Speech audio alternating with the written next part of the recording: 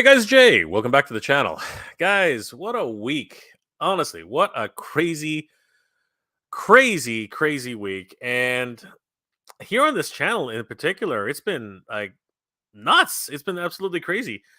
Lots of toy news, lots of toy announcements. Like a ton of them. Pre-orders, freaking gargoyles, Master Universe, everything under the sun. It's been ridiculous, and of course, that's not even mentioning Holothon. Holothon, Holothon. Oh my god! Seriously, you guys know how I feel about these big box stores carrying on with events, that seem to celebrate action figures and toys and collecting. I really don't I really don't agree with it. I just don't agree with it. It's in my opinion, it's very much predatory marketing, and I just don't see any reason for a company like Walmart or Target or any of these companies in general to be putting on these events, right? I sort of consider Hasbro's what's it called PulseCon.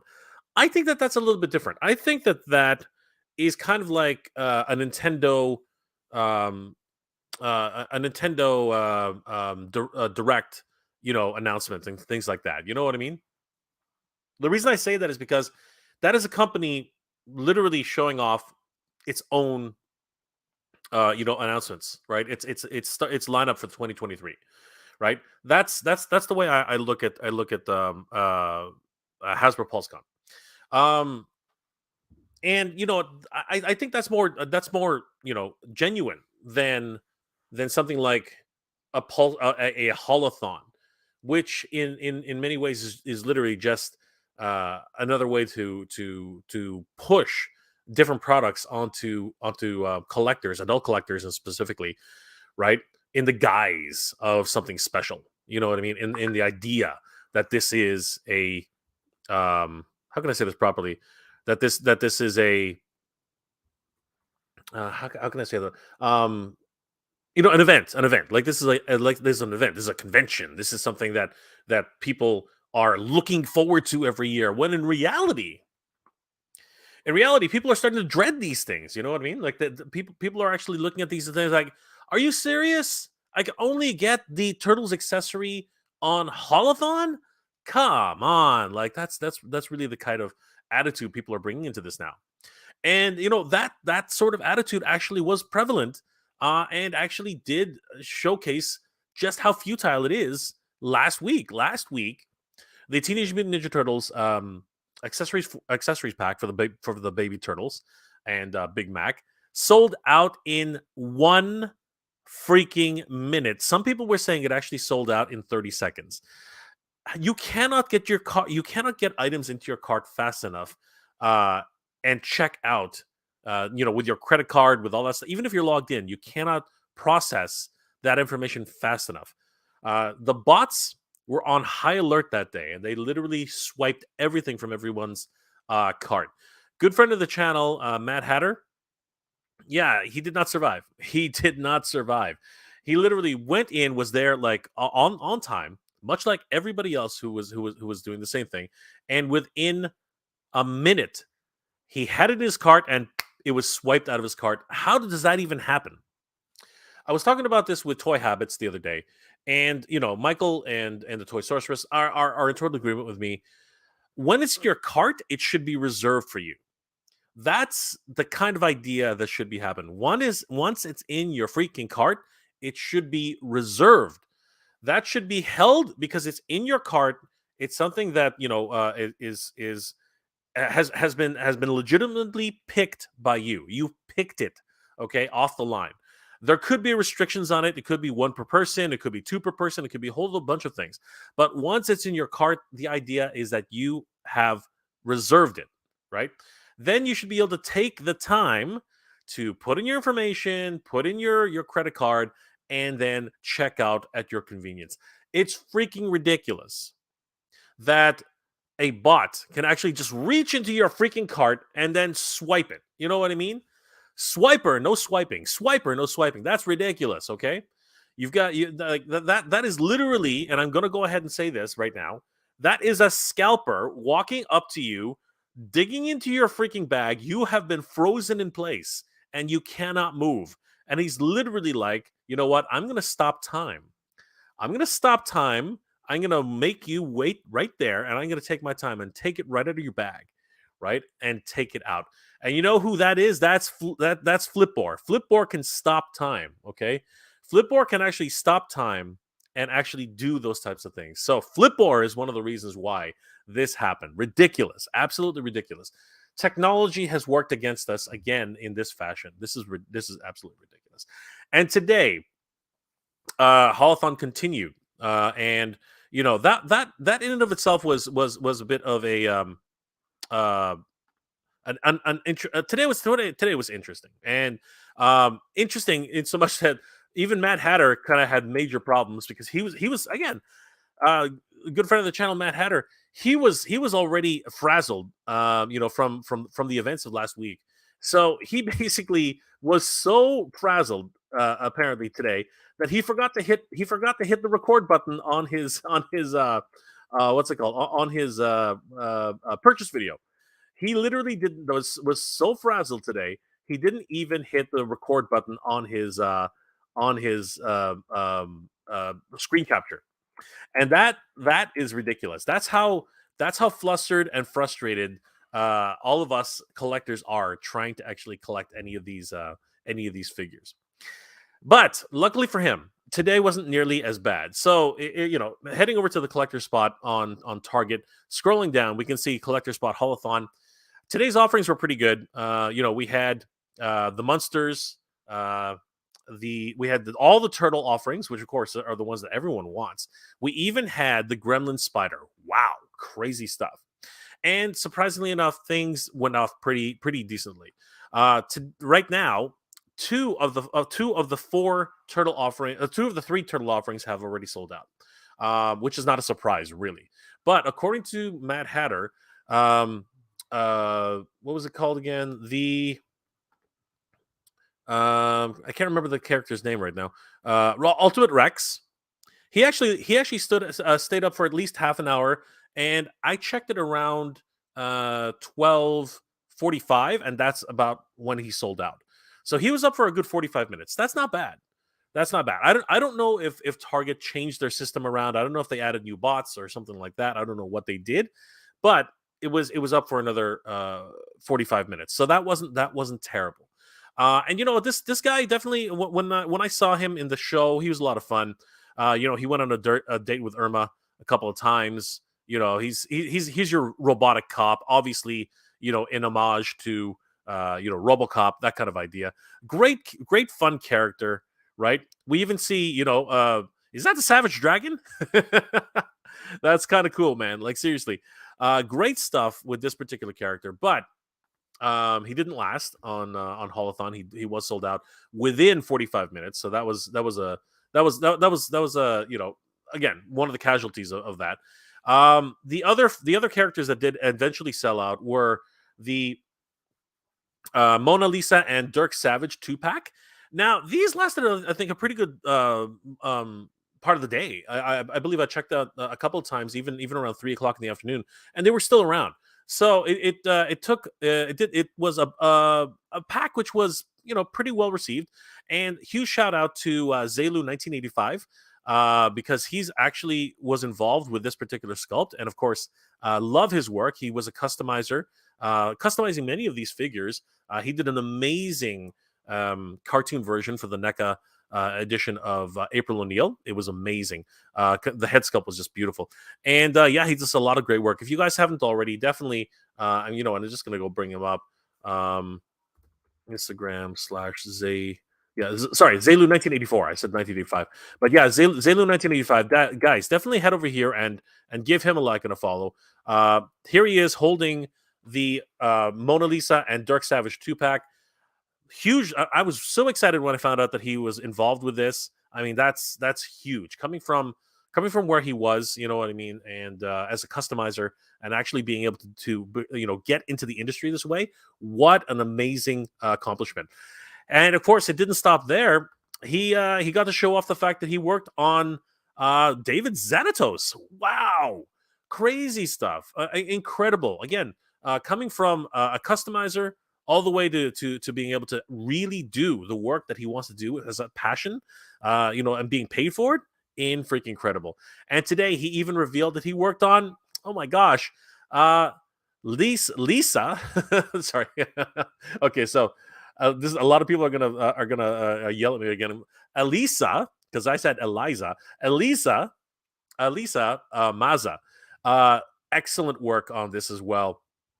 And guys, if you notice, and a lot of I was talking to Dex today, and I was like, "This is amazing." And he's like, "Well, you know what? It's a shame. She's only wearing the jacket. Yeah, I was hoping that they would get her without her jacket." Well, take a look, guys. Zelu's uh, what are these clay sculptures? If you look carefully, there's no jacket here. So could this mean that we might actually get a second version of Eliza, very, very like soon thereafter? I don't know. But she could be a convention exclusive. She could be a Holothon exclusive. Damn it. But you never know. But again, I wanted to just give a huge shout out to Zelu 1984, as a congratulations for making it into his passion, changing his passion into a job. Just excellent stuff. So yeah, these two did sell out eventually. So unfortunately, you're going to have to hunt them down in the wild if you are looking for these two figures. The other figures, I believe, are still available for sale. So yeah, you can still get the Last Ronin Red Edition. You can still get Rob Zombie's Monsters, Ultimate Herman Munster. You can still actually I'm wrong. The Gremlins 2 Deluxe Box Spider Gremlin has sold out, $59.99, completely sold out. That's unfortunate. But if you're into Hello Kitty Unicorn Plush is still available. So yeah, not too bad for Holothon today. I was expecting that Gremlins Spider to sell out, not particularly quickly, but that does not surprise me at all. But yeah, crazy stuff in terms of what was happening today for Holothon. And again, is this necessary? Is this something that really needs to happen? I in particular, I'm like, no. I don't think the companies should be in involving themselves in ideas of a predatorial nature like this. And it really sucks because in a few weeks, I think it's a month, Walmart is having their own collector con, and I believe a lot of speculation is that Jesse, Black Series Jesse from the Clone Wars, will actually be there, as maybe not as an exclusive, but he will be up for pre-order there, and that's going to piss off a lot of people because Jesse is a fan favorite. He's one of the clones which everyone wanted. Multiple sites been talking about him, and his inclusion into the line. And yeah, that's going to be a real bummer if we can't get him on the first run. That would really, really suck. So I'm hoping that there's going to be abundance of figures available for everybody. I think a lot of people are still having a very difficult time finding the Teenage Mutant Ninja Turtles Baby 4-pack.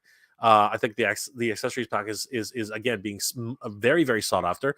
I hope that they make more, and I think there was a few people who were saying that NECA did make a statement that they were going to actually do more releases later down the line. But again, it's going to be on the NECA site. It's going to be fought after, and that in and of itself is going to be a whole mess in and of itself. It's going to be it's going to be absolutely crazy.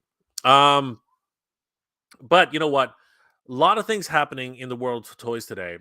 And I want to go over a few of those things throughout the show. But today's topic is something which I'm very, very excited about. I want to, much like announcements like what's it called, Hasbro Pulse, where they showcase all of their upcoming figure lines throughout the year.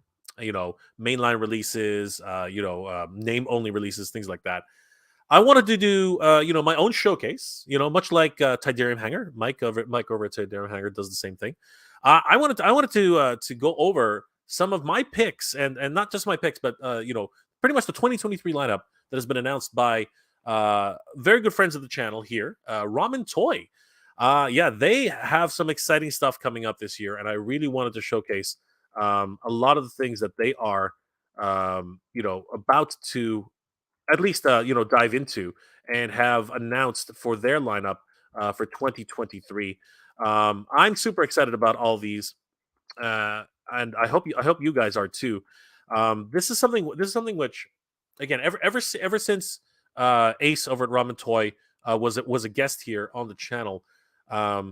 Starting with the '80s Commanders, the lines that they've started diving into have been extensive, and they got the license for Silverhawks, which again kind of got weird. That was very very strange. Following up with their '80s Commanders, and then soon thereafter they started teasing Machina, the actual inspired line from Mask. They went ahead and started talking about the Marshall, which was hugely exciting. Um, they continue to push for their '80s Commanders, which is just huge for me. Talking about the antagonist cyborg, which, by the way, I'm gonna show you guys this in a second. Actually, now you know what, I might as well do it now. Um, Courtesy of Titan Toys. Let me just bring this out because again, I'm always prepared. I'm always prepared. I'm not really. I'm actually not prepared at all. But courtesy of Titan Toys, and this is the thing. I'd never heard of Titan Toys. Oh, sorry guys. I'd never heard of Titan Toys. I'd never heard of Titan Toys uh, until the point. How come it's not there? It is. I'd never actually heard of Titan Toys until the point that they sent this to me, and it the I didn't order this. I didn't actually have this planned, but this showed up at my door, courtesy of Titan Toys, and I was like, who sent this to me? Like, I want to thank them. I really do. So first of all, huge shout out to Titan Toys for sending this to me. But I'm almost certain now because I remember Ramen actually contacted me a few weeks prior and asking me, what my address was, and I was like, okay, cool. Maybe they're sending me the new prototype heads for the Master Universe figures, and lo and behold, it was not that. It actually was, and I'm going to be doing a full review on this, guys. I'm pretty sure Ramen sent me a review copy of the antagonist cyborg. Holy crap, guys! I can't believe that they actually sent me a review copy of the antagonist cyborg. This is gonna go. I'm definitely gonna be reviewing this. This is amazing. Thank you, Toy, for that, and of course, huge shout out to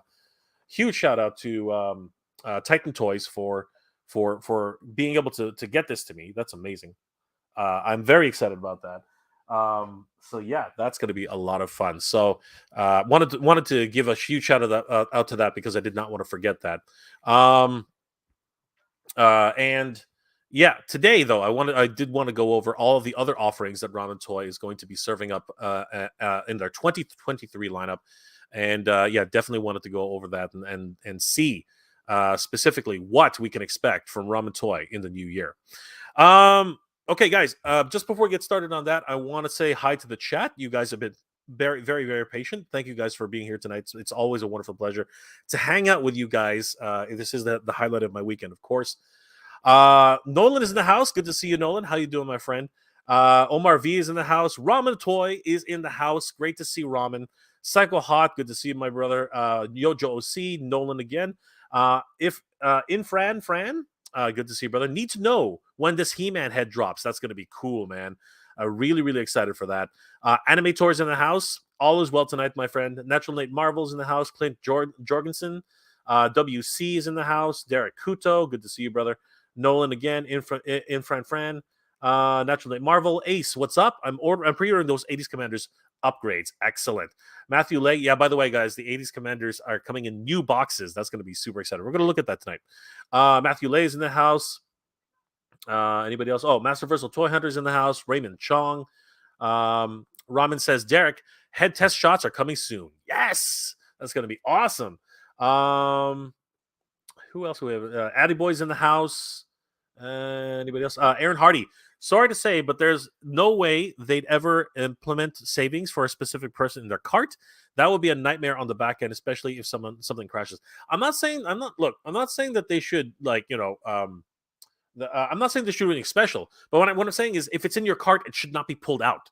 That's what I'm trying to say. I'm trying to say that if it's in your cart, it should be held there until you finally check out. That's what I'm trying to say. That's possible. I know that's possible because I work in I build websites for a living, so I know it's possible. So I think it's disingenuous how they allow that to happen. It's ridiculous.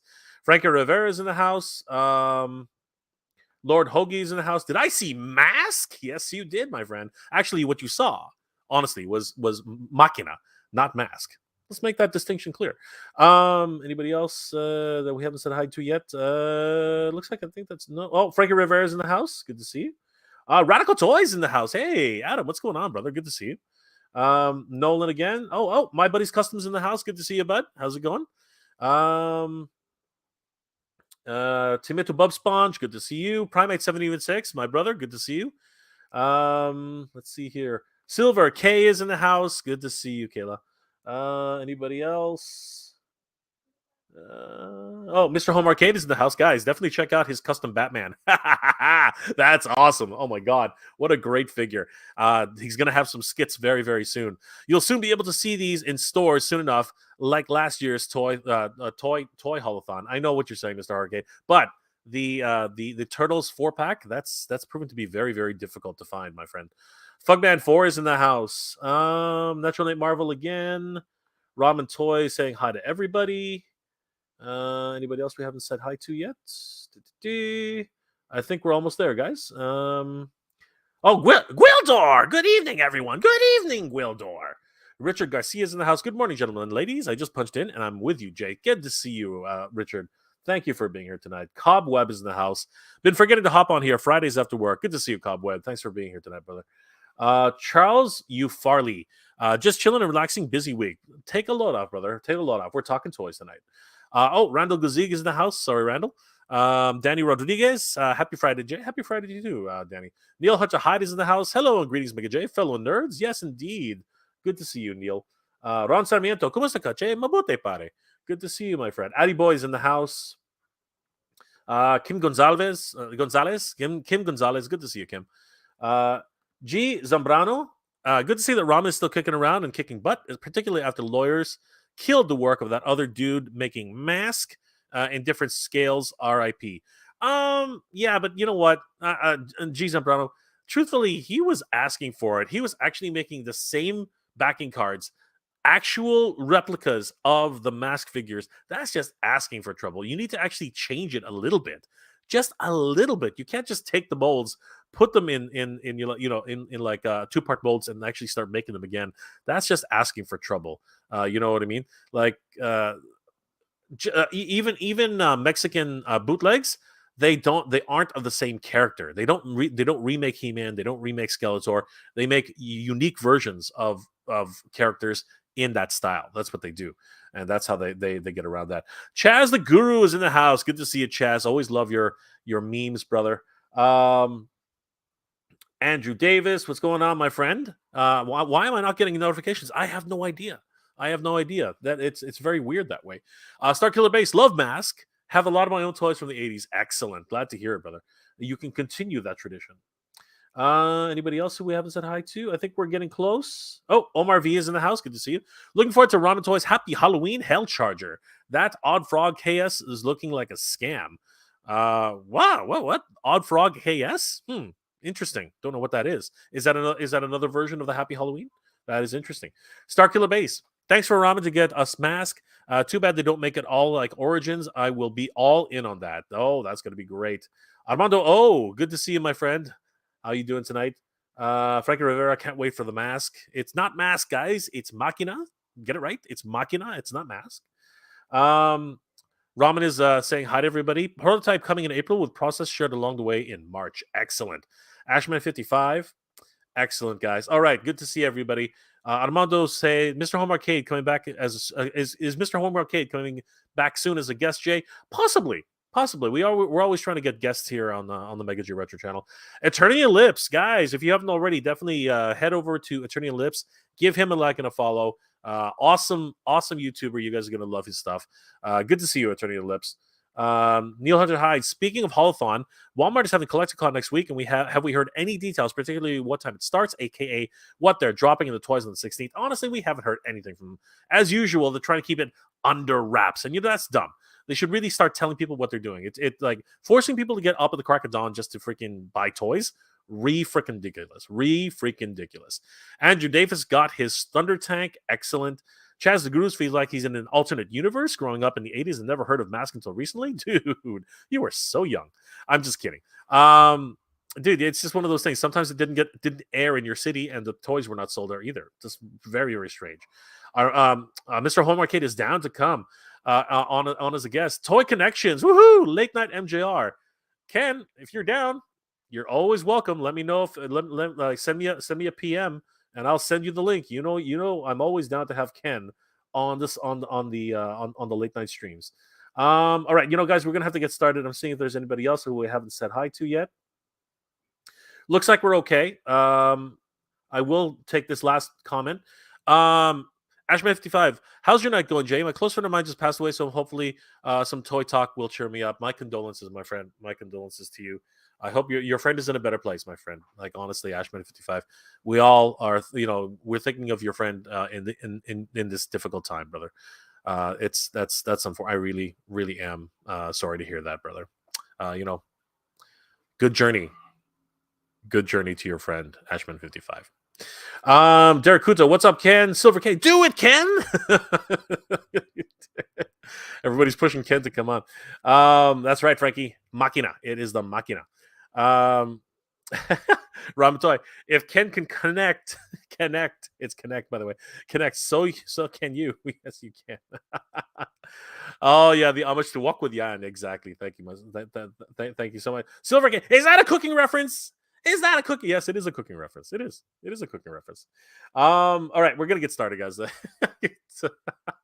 I can always count on Silver K to say the right thing at the right time. All right, let's get started, everybody. So, the Ramen 2023 lineup for action figure lineup. This is something I've been. Okay, as long as the audience isn't sick of me yet, I'll get changed and pop on. All right, brother, good to see you. I'll send you the link right now. So yeah, guys, this is something which I've been looking forward to, and honestly, I'm a lot of great things happening, especially considering, and I'm gonna be blunt about this, especially considering the fact that to be truthful, there have been a lot of QC issues going on right now with bigger companies. Massive companies have been making major mistakes, right? Again, I don't want to throw them under. I'm not trying to send them out. I'm not trying to throw them under the bus. But let's be perfectly honest. Okay, let's just talk about this one more time. Mondo, right? Mondo was highlighted for some QC issues this past holiday season. But, and I'm going to stress this. I'm going to stress this right now. Unlike other companies, NECA. Oh, I'm sorry, guys. I'm allergic to something. Unlike other companies who pretty much let you buy the product and basically say, "No, you bought it. It's your problem." NECA. Oh my gosh, sorry about that. There's something wrong with the air in here. It's kind of stale. Yeah, there's there's a thing called standing behind your product, right? Having pride in what you do, and truthfully, and I'm not just saying this because they gave you something to give away. That's not what I'm doing. This, I'm literally saying this. I truthfully do believe, and I've said it in the past, that what Mondo's doing right now is incredibly stand up of them. Like, seriously, they are doing right by the fans. They really are standing behind their product and really are, making right. They sent out Shira heads to everybody. Not just people who actually had the problem with the Shira heads. They sent it out to everybody. I'm like mine's in the mail right now. And of course the He-Man torsos. Anyone who had a problem, they are replacing them, and that to me is huge customer service. That's something you cannot buy, guys. And you know what? Bravo to Mondo. Amazing stuff. And you know what? What can you say? What more can you say? And of course, as you guys probably know, this video, please, guys, if you haven't already, head over to this particular video. Oh boy, Mondo sent me a letter. Mondo is watching us. Mondo exclusive Trap Jaw giveaway. That's right, everybody. Mondo heard, okay, and I'm gonna bring up the story again. Mondo heard about how like so many members of this community, the Mega J Retro community, and the toy community in general, they found out that you guys were egging me on and just pushing me, and my FOMO to go ahead and pick up, the Trap Jaw. And of course, all those generous people in the community who sent me a super sticker for that. Guys, you are amazing. Thank you. Thank you so much for that. And because of that, I was able to pick up a Trap Jaw for myself. Thank you guys. I really appreciate that. And Mondo's watching, guys. Mondo's watching. And they saw how generous the community was, and they wanted it moved them, man. It moved them. And they felt like they needed to give back. So guys, we're doing a giveaway, right? Next Thursday, do not miss out. We're doing a giveaway live streaming at 9 o'clock p.m. Eastern Standard Time. You have to be subscribed to the channel. You have to like and comment on this video with the proper hashtag. I'm not going to repeat it again. Watch the video, right?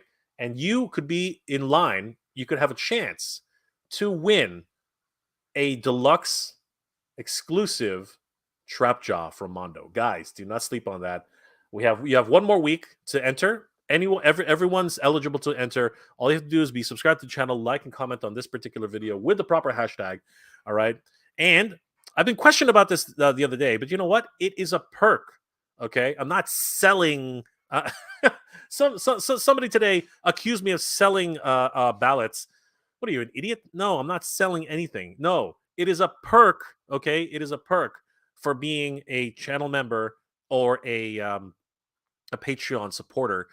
Patreon supporters and channel members automatically get their ballots included into the draw, and they are eligible, as with anybody else, to enter using the correct method of actually commenting on the ballot itself. So, guys, that's not selling anything. Nobody's selling anything. Nobody's selling tickets or anything like that. That's not what this is. Whoever said that to me, yeah, you know what? Think what you want. Think what you want. That's not what's happening here. Honestly, trying to make something special and just like flipping it on its head. Shame on you. That's just terrible.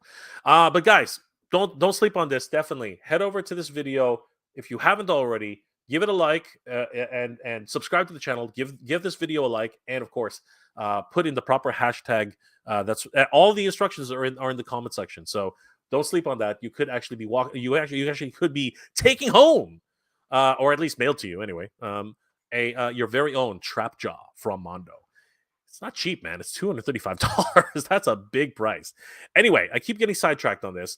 I did just want to remind everybody of this great contest that Mondo has provided to us. But we're here to talk about Ramen toys. We're here about talk about Ramen toy 2023 lineup. So let's go ahead and get started with that, guys. If we head over to Ramen Toy on Facebook, guys, if you have not yet subscribed and followed Ramen Toy on Facebook, what are you waiting for?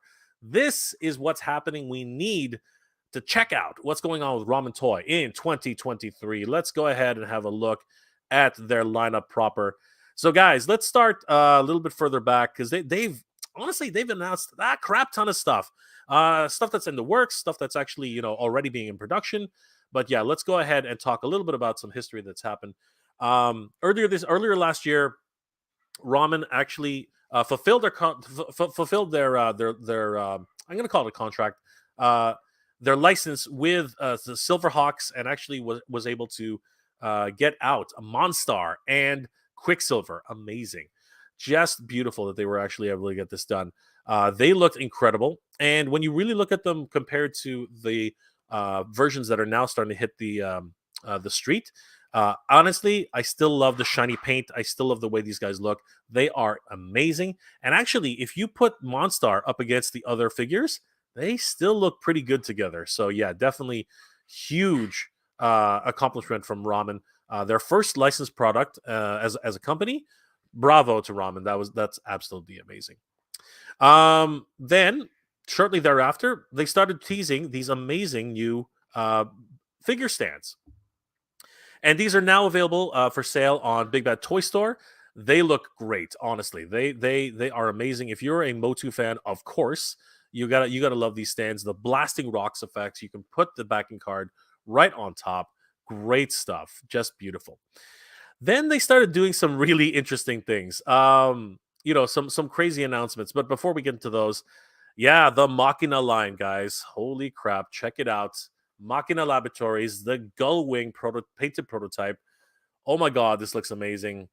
For fans of the series Mask, this is incredible. Holy crap. Can't wait until we actually see this. The prototypes are looking amazing. The missiles fire, the articulation in all of the mechanics, just freaking beautiful. Oh my gosh, so great. Before I continue, guys, though, I forgot, and I'm probably kicking myself here. Uh, we actually have a special message from Ace over at Ramen Toy. He actually sent us a message. He's somewhere in the wilds of Asia, um, and let's see he sent us a message today. So let's listen in on what Ace from Ramen Toy has to say, coming to us all the way from somewhere in Asia. Let's have a look, guys. Hey guys, what's up? Sorry I can't be on the show tonight as I am away somewhere out about in Asia. But yeah, I'll surely be right back with you guys on the next Mega J live stream really soon. So in the meantime, all the best love from Ramen. Have yourself a bowl of Ramen Toy. Yes, guys, we are gonna find out. Ace, safe travels, my friend. But yeah, he's going off on adventures. I don't know where he is, but he's I hope he enjoys himself. I hope he's being safe in his travels. But yeah, let's continue. But that was a special message from Ace of Ramen Toy. So guys, along with the Gullwing, yeah, they also put up a figure. This, of course, is in homage to Matt Tracker, obviously the leader of Mask. And it's not just, of course, as I mentioned earlier, it's not just a carbon copy of the original figure. No, we have multiple points of articulation here. I believe Matt Tracker only had 1, 2, 3, 4, 5, 6, I guess 7 points of articulation, but we have multiple points of articulation on this particular figure here. His mask does remove, as it should, just like Matt's does. But this figure has 1, 2, 3, 4, 5, 6, 7, 8, 9, 10 points of articulation at least. Probably more if I'm not mistaken. But wow, just tall enough, if you will, slightly taller than the original Matt Tracker, but just tall enough now that if you were to actually try to put him in the original, mask vehicles, he probably is going to fit just fine. So this is very, very exciting for mask fans. But then, as I said, um, alongside the announcement of the most powerful stands in the universe, they started announcing more additional lines for their 80s commanders, including a 6-inch scale, what's it called? Apache. And this was, of course, after the unsuccessful campaign to get the full scale Apache. Now they're moving forward their plans to complete the 80s Commanders line. Very excited that we're going to get another 80s Commander into the line with his weapon systems. Very, very exciting on this level. This looks great. No real word yet on the functionality, but it does look like it functions. You can see uh, the actual mechanisms that are involved here. It looks like this definitely shoots out, which would be amazing. Can't wait until we actually get this guy in hand. He looks incredible. Holy crap. Um, and of course, there are plans to do a limited run. Announced by Ramen earlier. There were plans to actually do a limited run of the full scale Apache later down the line. But looking at this lineup right here, this is absolutely incredible. I'm loving the way these guys look. Holy crap! They also, of course, didn't mention it earlier, but they have gone ahead with their antagonist cyborg, and of course their drone. Looking really forward to these guys. They are looking incredible. Of course, I was fortunate enough to have one sent to me by Ramen. Thank you guys again so much for that. And earlier this year, they actually said that they are repackaging the rest of the 80s Commanders in retro style packaging. That's going to be a lot of fun. Can't wait until that actually shows up. So yeah, great stuff. Here, of course, we can see the antagonist cyborg himself along with the land drone. Such great, these are actual samples. These aren't 3D renders. They look amazing. Blast effects. Holy crap! Just can't wait until this guy gets released. Oh my gosh! If you're a fan of Centurions, the 80s Commander are right up your alley. I gotta say, they look great. The antagonist cyborg. Holy crap! This is just incredible. And of course, helped just in time to help me discuss this this lineup, because I can't just do it on my own. But just before I bring him in, I want to say a huge thanks to Derek Kuto for the $3 the $3 Canadian super chat. Thank you so much, Derek. You're amazing. Cool that they are giving you a trap jaw for fans. They're not giving me anything, Derek. Make no mistake. By the way, I'm gonna go full screen with this. Guys, they're not giving me anything. This is not coming to my door. The figure itself will be mailed out from Mondo. I just have to give them the information after the winner is chosen. So don't think I'm getting like two trap jaws in hand. No, that's not going to happen. They are mailing it directly to the winner. So let's get that straight. I don't want anyone to think that that's something that actually happened, because that's not what happened. I want to give a huge shout out to Toy Connections for the $2 super chat. Thank you so much, Ken. Always being a great host. Ken, you're amazing. And you know what? I'm going to make you pay for that. What the hell, buddy? Thank you so much for that. I really appreciate the super chat. Thank you so much, Ken. How are you doing tonight, my friend? Well, thanks for the invite, and thanks for letting me kind of gate crash the door yet again here. I'm sitting there going, he'll probably send me a link, but as long as the crowd's good with you having company, I'm good with being on. And when I messaged and everyone was like, yeah, Ken joined in, I'm like, all right, we'll go with the court of public opinion in this particular case. But man, what a lineup for Ace. Have yourself a bowl of ramen toy already. Have yourself a bowl of ramen, everybody. We got a long list of figures to go through tonight. And, safe travels to Ace, because he is traveling in Asia. It's not snowing down there. It looks like it's actually wonderful weather. Lucky for them. Tidarium Hangers in the house. Those Ramen Silverhawks are great, and it feels good to put them with Super 7, but I cannot wait for the Titanium Titans. That's awesome. Mike, how are you doing tonight, my friend? Good to see you. Again, invitations open to Mike if he wants to join. I know that he's not set up for streaming, but again, Mike, you're always welcome to join. Just send me a PM. Mike, I'd love to talk to you in real time, because you're one of the best Transformers people out there. So I'd love to talk to you in real time. Absolutely, definitely giving us all the great news from the KO scene, third party scene, and of course his huge collection. Always keeping us up to date. So great to see you, Mike. Again, if you're interested in joining, just drop us a line. We'd love to have you. Duchess of Darkness is in the house. Good to see you, Duchess. Definitely head over to Duchess of Darkness if you're into creepypastas and not sleeping at night. Definitely give her channel a like and a follow. Lots of suspense and horror-filled stories, which she voice acts herself.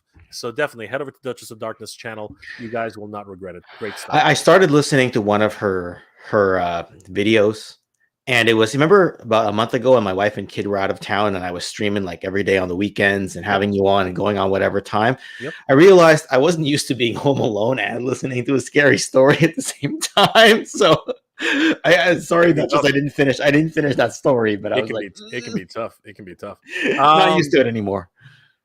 Brick Something, another great channel, guys. Definitely take a look and subscribe to Brick Something's channel. The Vintage Centurions are great. I convinced my parents to get them towards the end of the line on clearance. Oh, dude, you're so lucky. Such great playability. The villain's ability to split in half and reconnect, totally rad. Yes, indeed, Brick Something. We can see that right here with the antagonist cyborg. I'm going to do a full review of the antagonist cyborg on the channel. I hope you guys enjoy that. It's going to be a lot of fun. Duchess of Darkness, of course, is Duchess. You're most welcome. No problem. Always happy to give great channels like Mr. Home Arcade a plug. Definitely, guys. If you're into MOTU comedy and great skits, head over to Mr. Home Arcade's channel and give him a like and a follow. Lots of great stuff. But you know what? We could talk for days about great channels.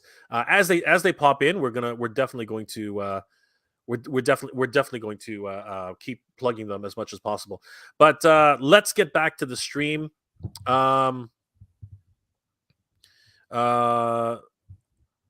Okay. Well, I'm just getting a quick. All right, hold on. You know what? I'm going to leave you with something, Ken, to talk about really quick. I'm getting a message from the great beyond.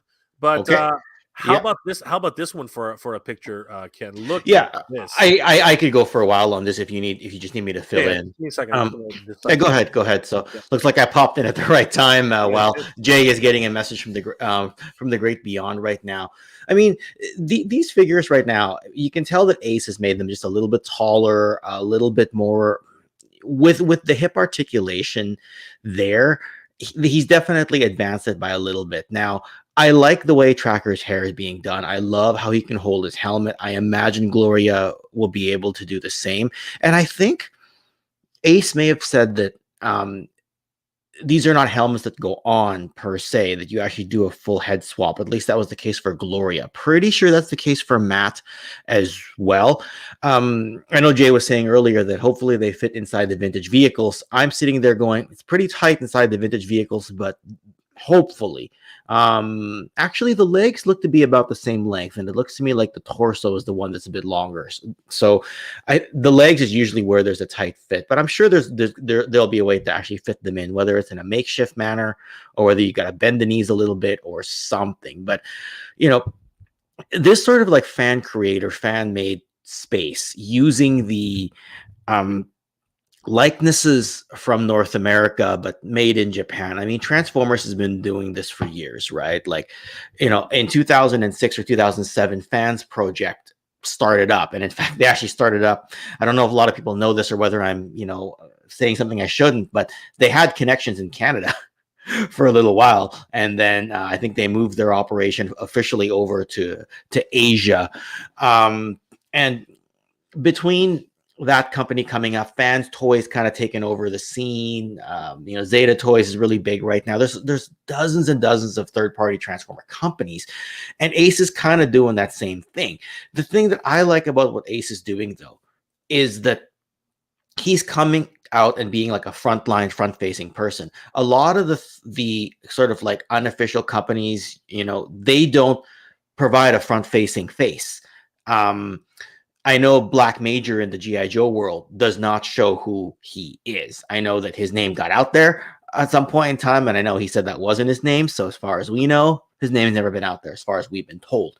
But it's one of those things where like anyone who's sort of like bootlegging an IP, and whether they're just recreating from existing proportions like Black Major, or whether they're doing their own design like these third-party Transformers companies and Mask, that differentiates kind of like a bootleg toy from an actual third party, right? Like, yes, you're bootlegging the IP, but you're doing your own design, you're doing your own engineering, you're running it like a toy company. It's not a case of take these measurements, reverse engineer them, make your tooling, let's go. Now, mind you, I still buy, at least until recently, because I haven't caught up with his recent stuff yet, I still buy a lot of Black Major product. So to me, this fan maker space, whether it's done in the vintage style or whether it's done in like a modern style, I'm all for it.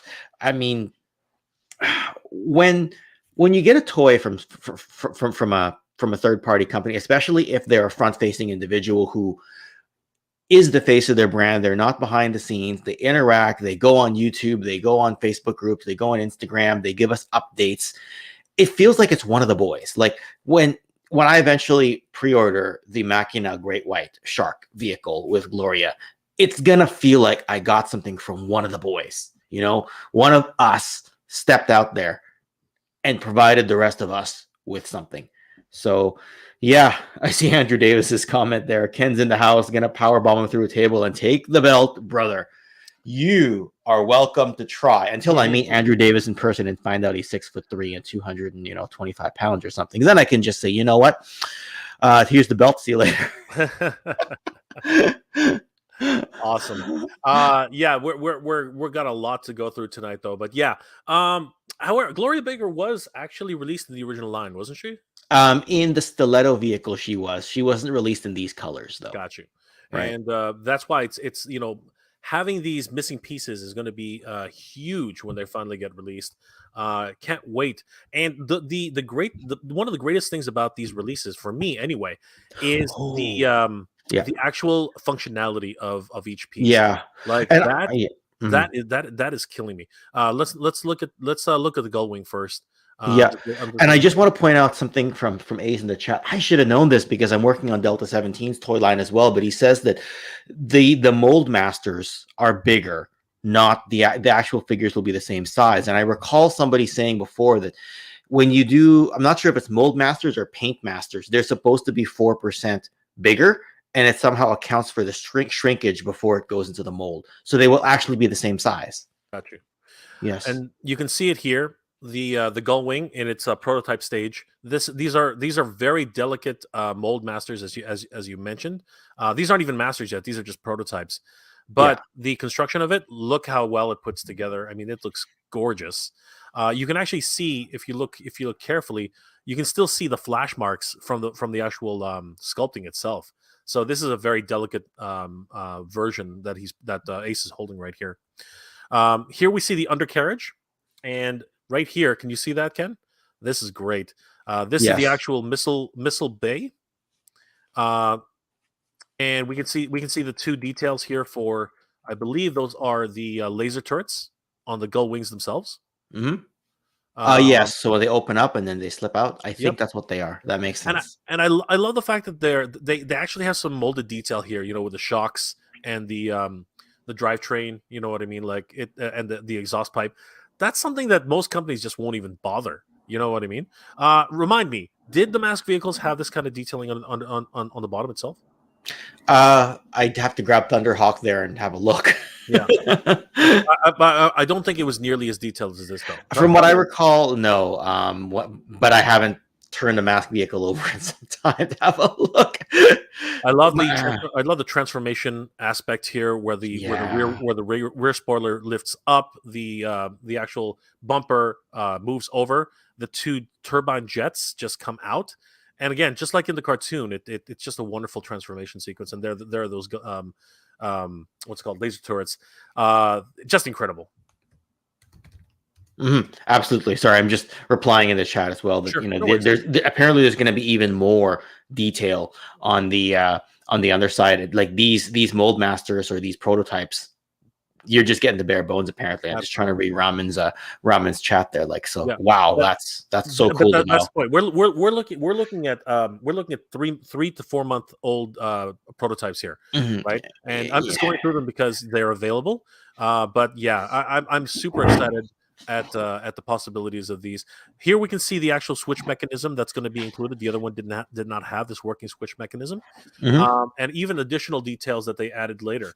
As you can see, there are rolling changes that are happening on a daily basis with these particular prototypes. For sure. And like I said, like this is coming from somebody who legit grew up and likes the Mask franchise, right? So it's one of those things, just to see them execute this, it just looks like such a sleek vehicle, like, and I have no problem saying this even with Ace in the chat. Like, I'm actually trying to decide whether I'm going to add this to my collection or not, because like we have the Thunderhawk already, but like this sort of like passion project one, is it better? Like, is it time to get another Thunderhawk in addition to the original Thunderhawk? I know I'm getting the Shark because it fills a legit gap, and the custom Shark I have is going to be nowhere like this.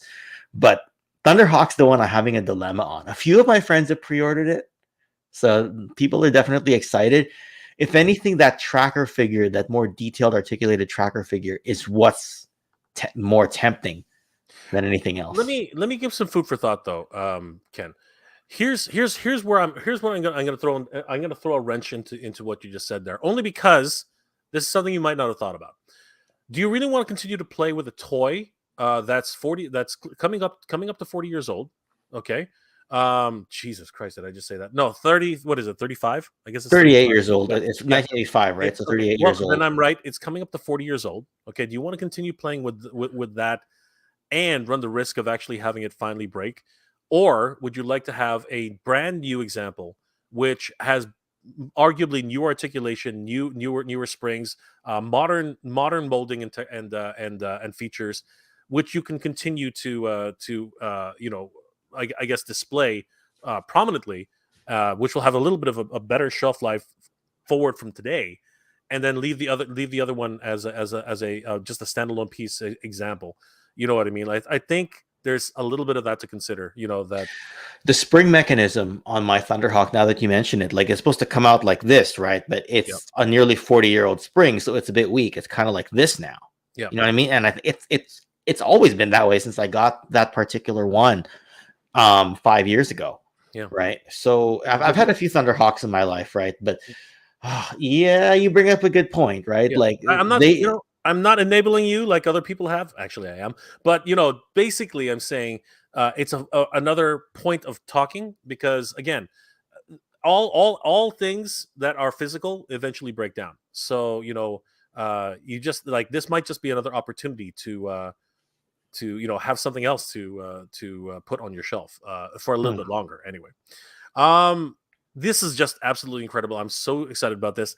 Ramen even went so as far as to do something absolutely crazy and announce that they may, in the future, bring out a full-size Mat Tracker freaking helmet. What are your thoughts on that, Ken? Holy crap. Thank you, Ace. This is something people would wear. Because it's not hard to find clothes that are red and gray. If nothing else, you just want to wear gray jogging pants and a gray and red hoodie and throw this mask on, you would still blend in color-wise. Ideally, you do the pads and everything, and you'd get kind of like a bomber jacket style, ideally. But this will work. Like, it's just such a great idea. It's a great idea. Yeah. Look at this thing. Look at this. This is crazy. This is crazy. It is crazy. He's actually wearing the damn thing. He's actually wearing the damn thing. Man, Ace is fit. Unless that's not him.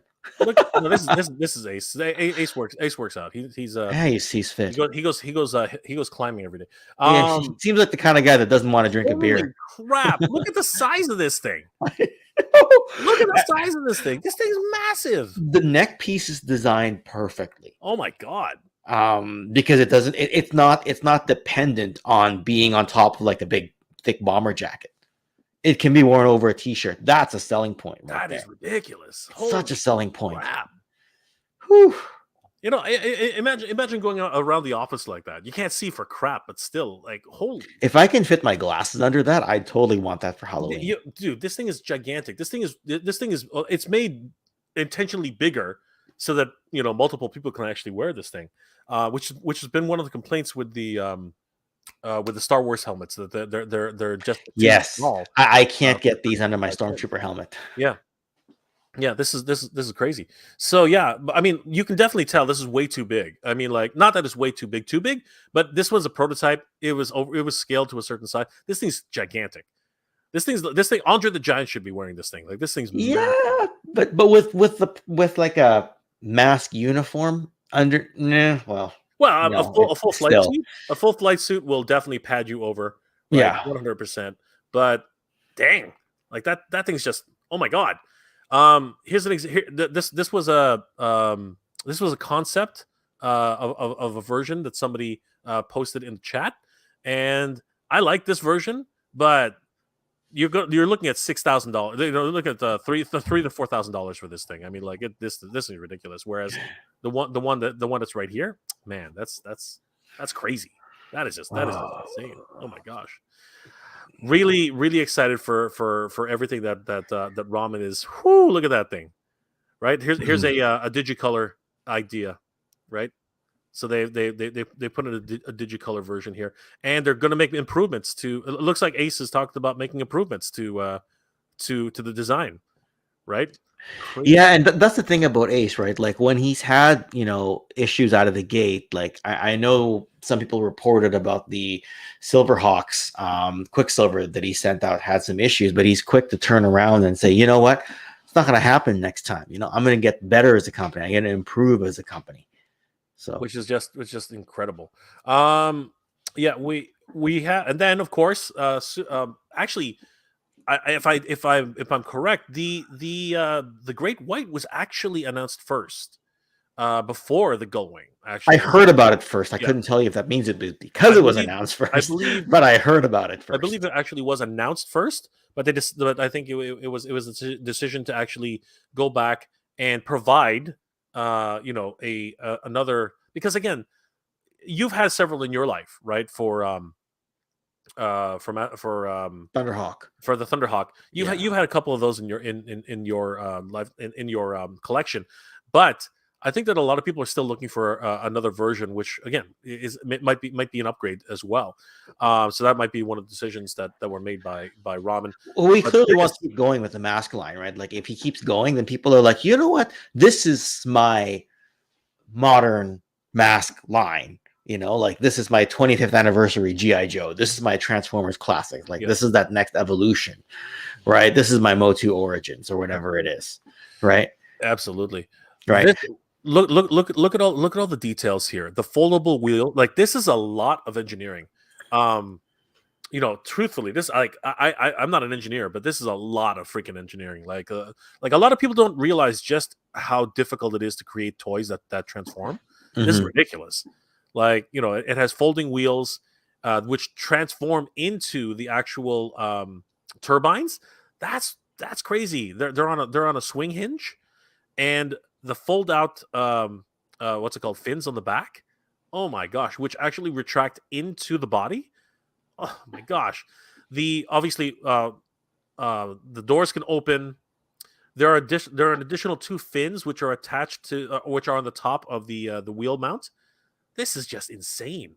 And then I believe Ace was trying his best to get this to work, but I don't think I think that this is a really difficult thing to do, to have it trying to one-touch switch this. Yeah, I don't think honestly, like a lot of people, a lot of really hardcore mask fans will have like their own custom one, but no matter what you see out there, it won't be as good as something like this because it's always either a modded model car, or in my case, it's a modded Playmobil vehicle. So the whole thing is just plastic, right? Which is fine. But you can tell when the parts have been 3D printed and you remove stuff, you put stuff on, it's like parts formed entirely, right? And I for one, again, in terms of overall realism and design and look, for me, it's the look. I actually, relayed to Ace in my opinion that if there is something out of this entire scheme that you're going to actually part form, I think you can probably, be okay with something. If you want it to look perfect, right? If you want it to be just slight, just a slight pop up, there's that too. You know what I mean? But if you really have to get it perfect, you need to actually put an attachment, because there's just no way. Yeah, it looks like he might be able to do like a partial self transformation, and the rest is part formed. Like if he can even get to that level, that's miles ahead of the usual like parts formed customs that we usually get. And I think that that's great. I really think that that's just absolutely incredible on that. Yeah, and he's in there. He's talking to fans and other collectors directly, right? As you said earlier in the as you said earlier in the stream, Ace is one of those creators who is not afraid to answer directly. And you know what? To his credit, there aren't that many companies out there who will do that. Like the front face of the company is Well, just you used to see some of the comments he gets where they're like, "Oh, it's like so you're delayed again," and I'm like, "Okay, have you ever heard of a toy delay Yeah. ever in history?" Or Exactly. people, I mean, in the chat, everyone here is supportive of him, but like when they say, "Oh, why don't you have the name? Why are you doing this?" He's rolled with the punches even when he's being trolled. Yep. He's being a professional. He's not, Absolutely. he's not. What do you call it? He could respond differently, but he chooses not to. Yeah. Again, as you said, professional. I'm not 100% sure, but I'm guessing that the head swap, because there's no way her hair can actually fit in there. I really doubt that very much. Oh well, I think he said that it was a head swap. Yeah, because I know the Matt Tracker's helmet, or I don't know what his name is, but I know that the pilot's helmet can actually fit on top of his head. But Okay. I doubt very much this one is going to actually fit on top of her head. It's just the way they did it in the cartoon. It's not conducive of a proper design Oh on yeah. that level. Yeah. The next thing I wanted to talk about really was actually the actual prototype itself here. This is incredible. Again, just remember, guys, these are actually just early prototypes. But I mean, just looking at this is the company that's actually really doing this. Like actually putting themselves forward and putting in the money. I mean, this is not cheap. Ken, what do you think? This is thousands of dollars here. Oh, Just it for is. research It and is development. like because of the red ink on it. Ace can correct me if I'm wrong, but this might be the test shot, not the. So he's pretty far along. I don't know. Usually, when a factory scribbles something on it, usually it means it's a test shot. So it just the way it looks and the fact that we're this close, right? Obviously, he's got to get in the queue. The way it works, the factories, you don't unless you own the factory. You've got to set a schedule, and if the guy ahead of you in line has a bigger order and gets a bit delayed, guess what? You don't get the resources. You're a little bit delayed. Yeah. So hopefully this makes it before the year is over. I think he did say on a stream we were on that Yep. it's gonna be end of year is kind of the plan for this particular thing. I'm excited as hell for it. Absolutely. Right? Yeah. And you can see the mass manufacturing that goes on, and the fact that Ramen is fully equipped to get this done. Yeah. I mean, they've already proven time and time again that the products that they deliver are top notch. And he just confirmed in the chat that these are actual prototypes. The test shots not there yet, not till tooling is done. Though I think a test shot still counts as a type of prototype, right? Yeah, but I believe that these are still wax. I think. Yeah, like it's basically the late because I have some test shots in my collection, right? And they're like it's like a late stage prototype. Like I think in the overall process of pre-production, it's still a prototype, but for the toy maker, the prototype portion is over, and the test shots basically just confirm you can press print on your entire line. Yeah. So these are correct me if I'm wrong. These are very. I'll learn all this. Yeah, these are very, very close. I mean, look at the detail in Gloria Baker's face there, like just freaking incredible. I mean, like the mask figures themselves never really got this close. I mean, you can even see the detail in her eyes. Just these wonderful little details that they've added. The parting of the hair. Oh my gosh, just crazy. And when you apply some deco onto this is just incredible. You know what? I think we do have to have we'd have to have a bit of a conversation, not extended, but here's where I stand on this, Ken. And you know what? Let's just take a break here for a second and let's talk a little bit about this. Let's talk shop. Let's talk a little bit about this. No one has touched Mask in 30 years. All right. No one's okay. All right, fine. What was it? 8 years ago? We had a San Diego Comic-Con exclusive Matt Tracker as part of a 7-figure set that included Yorick, Sir Yorick, Sir Lorick, Leoric. Yeah, Leoric, exactly. Sir Leoric from Visionaries.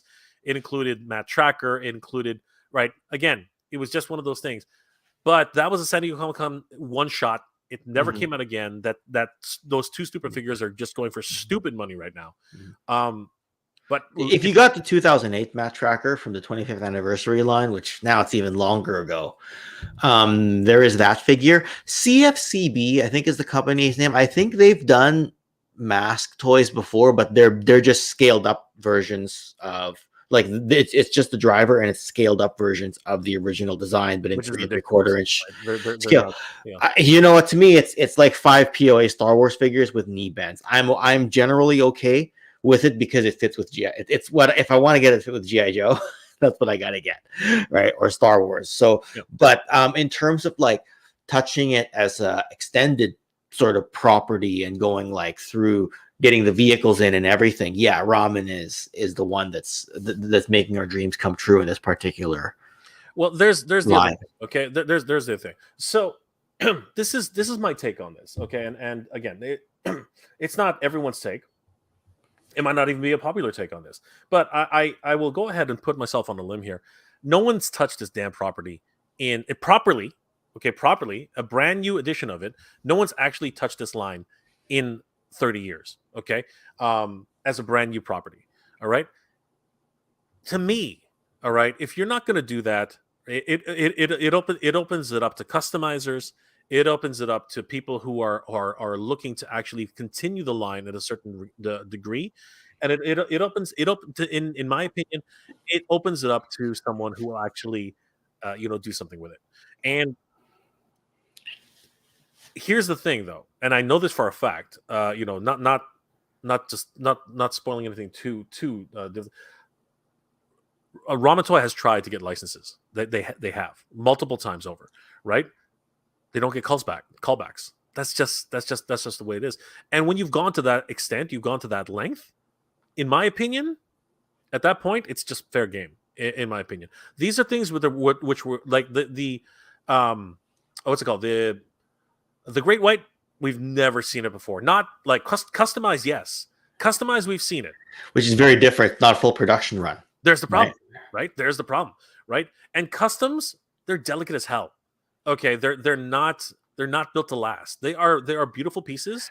You can. My originals will last longer than my modern custom at this rate. There's the key, and that's exactly the point. Right? Like I never thought I'd get the chance to replace it because it's not a great toy. It's there literally to fill a gap.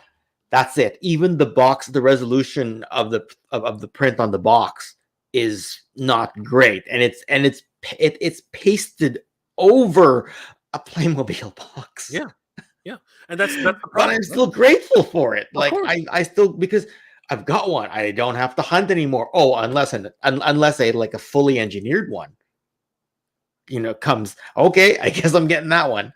Absolutely. Right? And this is what this is. This is, as you said earlier, this is a dream come true, right? These were not supposed to happen. Right, the Great White is not supposed to be here. It's a unicorn. It is a dream. It is something that should not happen, right? But it's happening, right? And a small company out of China is making this happen.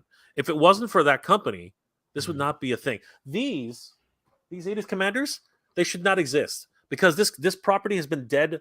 This company has been properly dead. Okay. Honestly, truthfully, this so has probably been long dead for 35 years. At last year's Iconicon, my feature video that I did was called Expanding the Range. And it's where I talked about fan makers making it into the fans entering the creator space.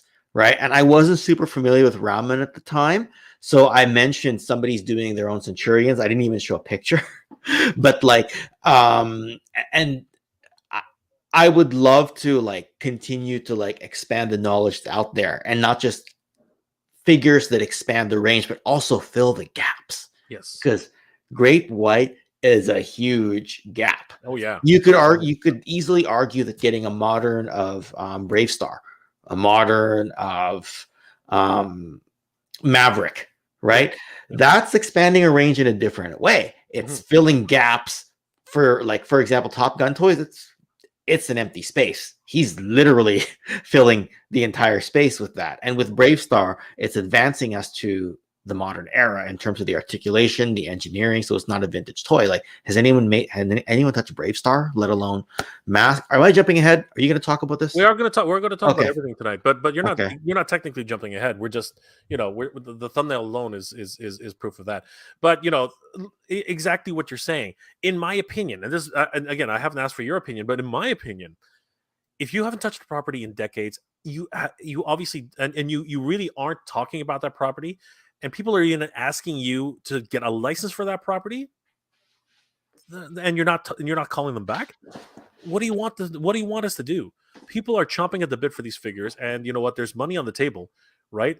I consider this fair game, in my opinion. They probably just think that he's too new, and eventually he'll get a call back, right? Well, He'll get a call back. That. I mean, like, the Silverhawks were officially licensed. I mean, they are an official license from Super 7, but where does that go? Okay, right? yeah. We don't know where that lands now, right? Hopefully he'll be able to continue. We just don't know. But I am looking forward to another official product from Ramen as soon as is possible. But you know what? For now, I'm perfectly happy with these. And there has been talk about cost, but let's be perfectly honest. The reason Super 7 figures are so expensive is because the run is so small, right? You cannot expect better price points on a run which is under 10,000 pieces. That's just not going to happen. Are there runs smaller than NECA? Though I don't know that they would be. Really? Yeah. I know they're a smaller company, but I didn't realize. I didn't realize that their runs would be smaller. NECA is a small. No, sorry. Super 7. Super 7 is tiny. No, but I mean compared to NECA, way tinier. Now, wow, okay. NECA has been in Walmart and Target for the better part of 6 years. Oh, that long? Okay. Yeah, 6 years, right? Reaction finally hit. That was what I was about to say. I saw that in the last 6 months. But think about that, though, right? Think about that. Reaction has finally hit Walmart and Target and Toys R Us, right? Yeah. But think about how small they are. Think about the price point. They're in here in Canada, $22, right? Yeah. And think about the volume that they're pumping out on those things. Those things are like. When's the last time you've been to a Toys R Us? They're everywhere, right? So they are pushing them. Why? Because it hits a certain scratch in some people's collection, and they're small enough and cheap enough that they're not. The tooling on 5 POA versus tooling on it's cheap, right? Yeah. When you think about it, and the molds are not so dissimilar from each other that they can't there's probably some reason that we're not seeing it. Okay. You know what? You know what? Yeah, I mean, they're saying in the chat NECA is a big player. So I think what it is NECA's in that space in between the really small companies and like McFarlane. They are still like boutique. it's like they're that tier below McFarlane, I think. NECA, yes, 100%. Right? Like I think it goes like basically in terms of big box stores, you get NECA that's getting in there here and there, and then McFarlane, and then you go into the big players like Jazzwares, Hasbro, and Mattel, obviously. Yeah. McFarlane is nowhere near $1 billion company. Nowhere. Yeah, and I think Funko, I know they just got rid of $30 million of merchandise, but I think Funko was in that gap in between McFarlane. Funko is getting close. Funko is approaching. Funko was approaching that. Now, now it's questionable. My understanding with Funko is they were in between the McFarlane and like Spin Master and Jazzwares, like they're in between there. Yeah, right. A little bit more in the McFarlane, not quite in the billion tier. I think they're on the upper echelon, though. I think they surpassed McFarlane quite a while ago. That's what I mean. They're in that tier between them and like the true billionaires, like long term billionaires. Obviously. Yeah. No, 100%. Funko might be $1 billion company. They're still, no matter what. All the companies you mentioned are new money, whereas like Mattel and Hasbro and all those other Tonka. All those other companies are just like. Well, McFarlane's almost 30 years now too, but it's still same generation, still not, right? Yeah. He didn't go 2 generations but he's not on the 4th generation of Hasselbelts. The real difference between $1 billion company is kids. Okay, kids make all the difference in $1 billion. Everyone's like, oh, if you abandon the kids market and go adult collector, it'll save the industry. No, it won't. It will not. The biggest market for any toy company is kids, right? And now for Hasbro, they've realized that it's board games and freaking cards. Oh my god, right? Those have been huge moneymakers for Hasbro. I'm sure they're doing fine off of us, given that they didn't put us in their business plan 30 years ago. No, But we are. You know what we are? We as a consumer base, uh-huh. we're the gravy. Okay, that is absolutely true. Like what we're willing to pay for action figures is gravy. Because like they'll sell a kid's toy for like $6 or $7, right? Depending on what it is. Sometimes even $3, right? But adult collectors will only pay up like now. They're asking us to pay $30 to $45 for an action figure, US, Yep. right? Yep. And we're paying it.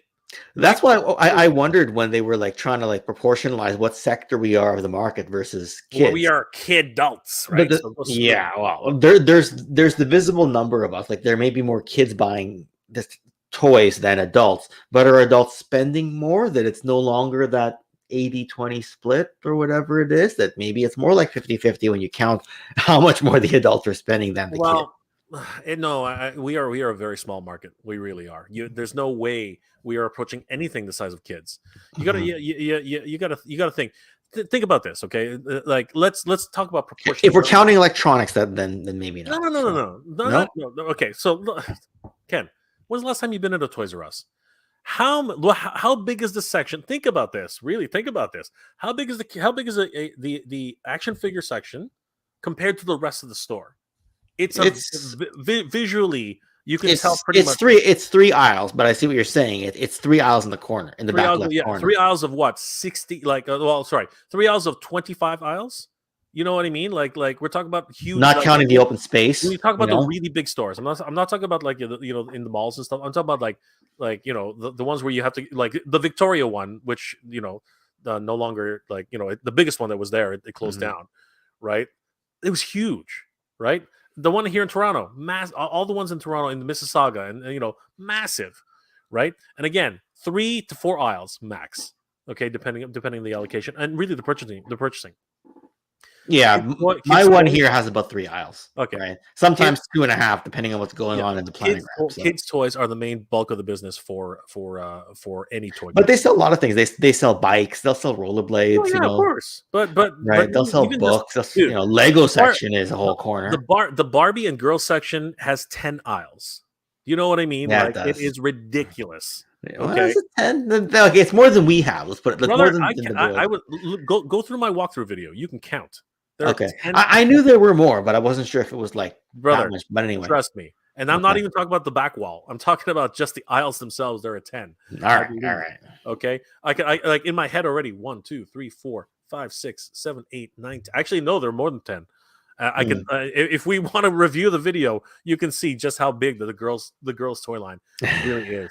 Ashman 55, how's your night, Jay? Sorry, Ashman again. Yeah. Condolences. Our serious condolences. Yeah, once again. Silver K, is that a Yan Can Cook reference? Yes, that was a Yan Can Cook reference. It really was. Don't you love her hair in that photo? Like, she's got some style going. She's got some style going in that photo. Silver K is so ready all the time. I mean, she makes us look like trash. We are not. Well, I don't have any. You got more product than I have. I have no product. Titanium Hanger, those ramen. Oh no, I read that one already. John Pentiak. Ramen Toy seems pretty cool. I know the people do comment in various live streams. I would like to see an interview to hear from them about their goals and company in general. They've been guests of the show, and whenever they would like to come back on my show or even Toy Connections, they're always welcome, right, Tan? Yeah, I was thinking about doing, and Ace has already verbally agreed if I could get him and another toy maker, like maybe Jason from Animal Warriors of the Kingdom, who I know is frantically packing boxes at the moment. You've seen the photos on Facebook. If not, give them a follow. Yeah, like it'd be great to have like, here's the toy maker space. Let's talk about toys, and let's talk about how they get made. What were your goals? Is this passion? Is this business? And like, what are your goals going forward? How many years do you see yourself doing this? What gets you up in the morning? Is it work to you? Talk us through the tooling process. Talk us through how you decide your production quantities without giving us any too much behind the scenes info. I'd love to have that question, that talk with a few toy makers. Absolutely. Right. Clint Jordanson moved 3 years ago. Our movers stole my vintage mask and Kenner Superpower figures. I saw that comment. So terrible. I was like, how? Like, oh, It's not hard. That's actually kind of easy. I know. You know what? Like, if you know what, you're right though, because if you're moving long, yes, I have followed my own moving truck when I move within the city, so they're not taking squat. But yes, if you're moving far away, yeah, the movers can get you. Well, They okay. drop off a bunch of So boxes. if anybody follows Matt Santoro, great Canadian YouTuber, a number of years ago he moved to California. Okay, and he basically, he wanted to be in Hollywood. He wanted to actually try and pick up his stand-up comedian career, and it didn't work out for him for whatever reason. He moved back to Toronto. When he moved back to Toronto, the moving company lost 3 trucks. 3, not just vintage. We're not talking about vintage Kenner Superpowers, toys. We're talking about 3 full freaking trucks. He lost his life. All right. He lost his life. All right. You guys can head over to his channel, look at the videos. He was distraught. He was absolutely distraught. He made the video. And again, to his credit, he has, 2.3 million subscribers. So apparently it made local news. And the police somehow miraculously found, sorry, not the police, the moving company miraculously found the 3 trucks out of nowhere. Oh, all 3. Yeah. All 3. They found all 3. So yeah, interesting how that works. So Clint, condolences to you, man. That's heartbreaking, brother. That's heartbreaking. Break something. Natural Night Marvel. It was the other side of 710. Haha. Not in the late 70s and 80s. I've heard about the mini mansion phenomenon. I guess carpenters must have had one back in the day. Oh, I guess I highlighted the wrong comment. I thought that was something different. I have no idea what you're talking about. Bring something. Jonathan Chong. As well as adults, we play with our toys differently than when we were kids. With scuff marks, my mask can did have issues later in life in the springs that pop in half to reveal the chopper. And this is the thing, right? If you are scared or concerned that your collection is starting to age, right? This actually might be a good option. And that's not to say buy it. That's not what I'm saying. I'm saying it's a pretty good consideration in many regards. Mr. Homarcade, when is the car available to buy? I believe that it's already available. If I'm not the Gullwing's already available. Yeah, the Gullwing, I believe, is already available for pre-order. If we head to Ramen, so anybody who wants to check these out, just head over to Ramen Toy. Yeah. .com. Pre-orders for the Phantom Foil are up. If anybody's interested in that. Also, the Max Lightyear Sea Assault retro carded figures, I believe, if I'm not mistaken, are also available for pre-order. The Apache Commander 6-inch scale figure and the Master of the Verse, amazing swappable heads for the Masterverse figures. And here it is, the Gullwing. It is available for pre-order at $170 US. The early bird price, I believe, has ended. But yeah, $170 for the Gullwing pre-order. Guys, make sure to put down your pre-order right now. Not sure when it's going to be available yet. I think maybe Ace can actually give us an update on that, but I believe it's still in production. Yeah. But yeah, it's gonna be April, May-ish, and then it should get in people's hands by June, I believe, is what he said. That was as of a month ago. And guys, definitely don't sleep on that. Definitely put down your pre-orders on these. They will, as we know, go fast. G Zambrano. But is it functional? The answer is yes. Yes, it is functional. We can see the transformation. We've seen the prototypes working. There is video out there. If you haven't already, definitely subscribe and follow Ramen Toy on Facebook. You can see all of their updates. They are very, very consistent about all of their updates on their site. Silver K says there is no such thing as too big. She said that. Yeah, saw that. Thank you. That's not what she said, though. That's definitely not what she said. That's what she said. Break something. I'm a little mask ignorant. Oh my god. The Machina logo is the mask head that a unique Ramen Toy design. The answer is yes. They made it very specific to not, even though it's very, very close. Let me see if I can bring one up. Where is the Machina logo here? Let's see if I can bring it up. Yeah. The Machina logo itself is unique. It's an homage. It's not it's not the original logo at all. It's not. This is a very unique logo. It's very, very close to. Some people might actually say that that's. There was a character. I think he was the Asian character in Bruce Sato? Yeah, I think it's Sato's. It's close to Sato's helmet. What let's have a look. Lifter, the helmet, lift. Yeah.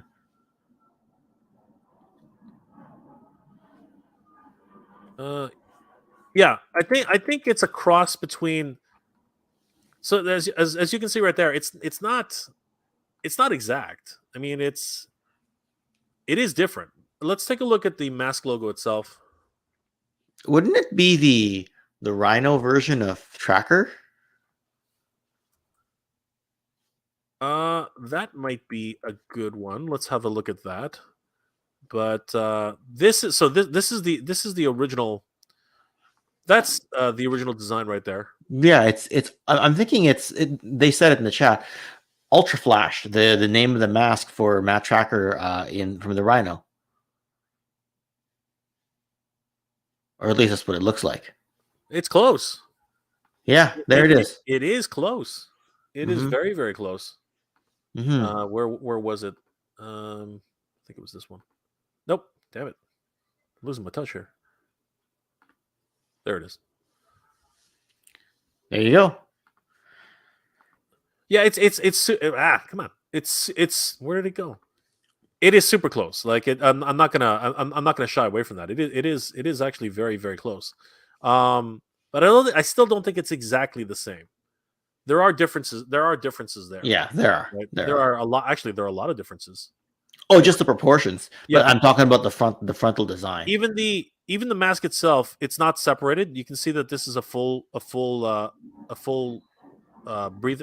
It's a full rebreather right here.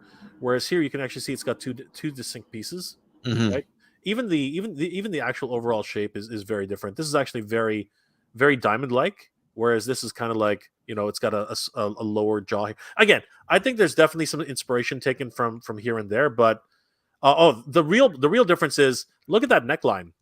Like the masks themselves, they're actually this entire shoulder. It just goes right on top of the shoulders.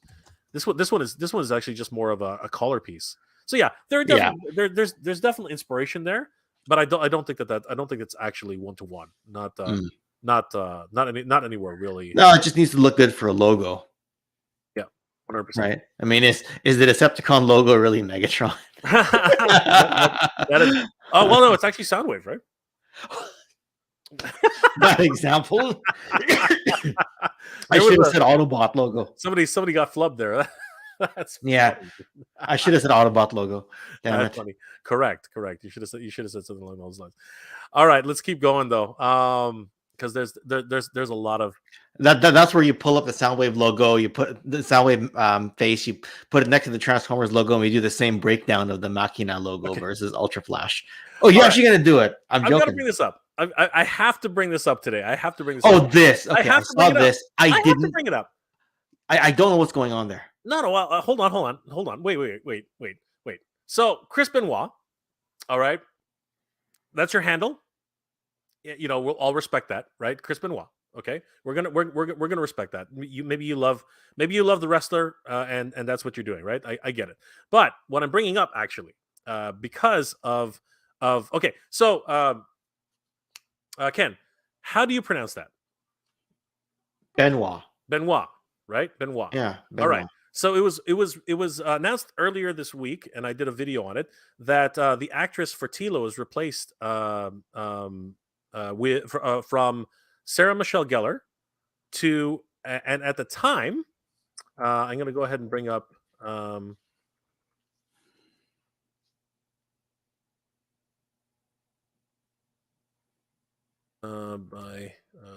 was the name again? It was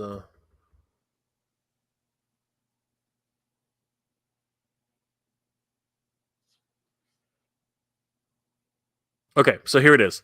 So giant freaking robot. Here it is. All right, so it says here, and read this. Read this with me, Ken. So, hey, stop it. No, screw that.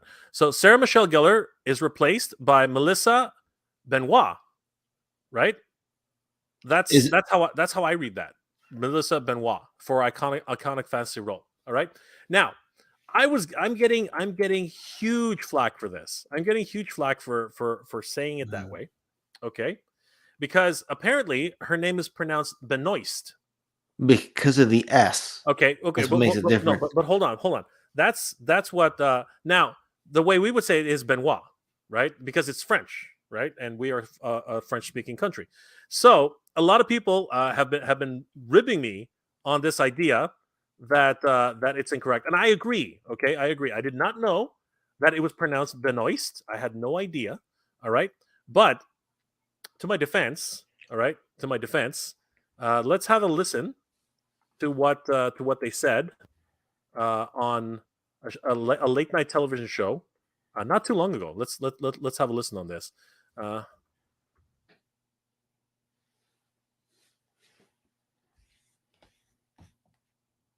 Let's have a quick listen to how it was supposed to be said on the TV show. Hold on.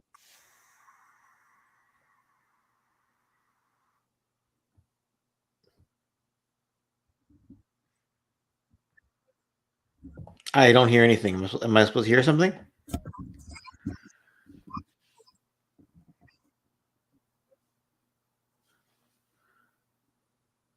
Can you hear it now? No. Okay, so let me. I wish you know what that's one of the problems with this. Let me grab this. Give me 1 second. Hold on. Let me just grab this. Hold on. I'll bring it up right now. I just want to get this out of the way because I've been getting such flack from this. I just wanted to put this out there, and it's not out of spite. I just want to defend myself. I'm just kidding. Okay, so here I'm gonna bring it into the actual program so we can actually just listen to it in real time. So guys, listen to this.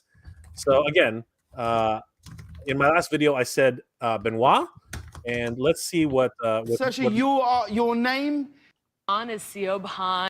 Someone holding a sign that says also your name. Yeah. But it's got a T in it. Yes. So, fancy. yeah. What silent T? My family pronounces the T. Benoist. Yeah. I get some people that don't.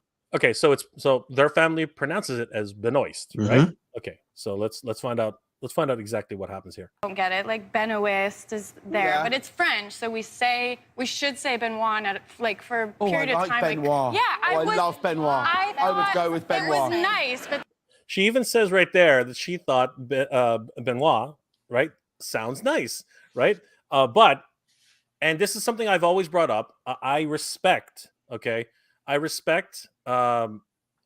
I respect when people ask their name to be pronounced this very specific way. I respect that. I had no idea that Benoist is the way it was pronounced, but I respect that. It's the same argument with many things. Like for instance, the file format GIF, right? It's spelled GIF. How do you pronounce it? GIF. You pronounce it gift, right? But did you know that the actual creator of the format says it's supposed to be pronounced GIF? Yeah. But the hard G and the soft G is kind of a different thing, right? Like, I don't know if you watched, have I mentioned the show Community before? The actress for Britta. Yeah. It's spelled like Gillian Anderson with a soft G, right? Or like a J, but she's actually Gillian. Yeah. Like Gilligan. Exactly. But a lot of people would always say to me, well, do you say GIF? Do you say GIFT when you give a GIFT? I'm like, no, but I say giraffe. Right. So again, but here's the thing, and this is what I always maintain this. I would never mispronounce your name if you corrected me, right? Yes. Because that's correct. And she says that her name is pronounced Benoist, then I will definitely respect that. As the creator of the format, I always respect the idea that he says that it was actually supposed to be called GIF, not GIF. All right, so that's the way I look at things. And just to put an exclamation point on that, as a funny aside, I found this really humorous. Go with Benoit. Yeah. Melissa Benoit. She sounds like an award-winning actress. Guys, has everybody seen the new Melissa Benoit? Again, it's all perception. It's all, and that was a great joke. You know what I mean? I really love the fact that they brought that up. But and again, I did not know, so I'll go ahead and apologize. I did not know it was Benoist, but you kind of you can't blame me. I mean, it's spelled Benoit. As far as any, she even said the same thing. It's spelled Benoit. But you know what? I tend to sidetrack on these things all the time. Let's get back to the let's get back to what were we talking about, Ken? What are we supposed to be talking about again? Mask. I've completely forgotten what we're talking about. Mask and third-party stuff. Oh my gosh, is that what we're talking about? Have yourself a bowl of ramen. Are Jay. we supposed to be talking about mask and we supposed to be talking about third-party stuff? Oh my gosh. All right, well, let's get back to it, guys. Let's get back to this. Always getting sidetracked here. One of the more recent announcements that has got me absolutely tickled pink is the Marshall. Holy crap. Oh my god. For anybody who's too young to remember or even know what the heck this is, come on, outside. Ken, why don't you take this down memory road? Who is the Marshall? Well, or you don't really know. no. I didn't know where to start because, like, I don't. First off, I'm not a big Brave Star fan, but like, Okay. 30-30. 30-30. I mean, what can I say, sir? I wasn't sure what to say about the Marshall because I saw the horses and I was like, I want to talk about 30-30. You know, the fact that he actually talks. Sorry, Ace. I know I'm supposed to talk about the Marshall, and I see the horse. All right. So I'm pretty sure at some point, I'm pretty sure. What the heck? No, stop. I'm not having any issues. Stop. I clicked the wrong button out of nowhere. Yeah, we're good on this end. Yep. Pardon me, guys. So much like Filmation, which is the same company that actually made He-Man and the Master Universe.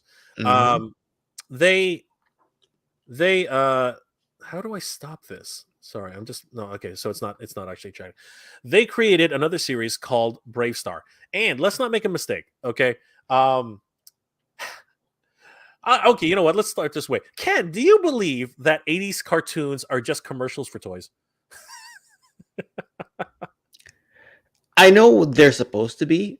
I never saw it that way. I never saw it that way as a kid. I actually cared about the lore. Oh my god, you're terrible. They were not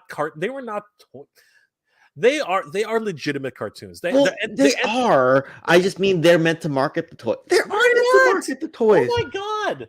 You are you're proliferating the problem. They were not. They happen to be associated with a toy line, but for the most part, the entertainment value is so good on these okay, so I didn't make your argument.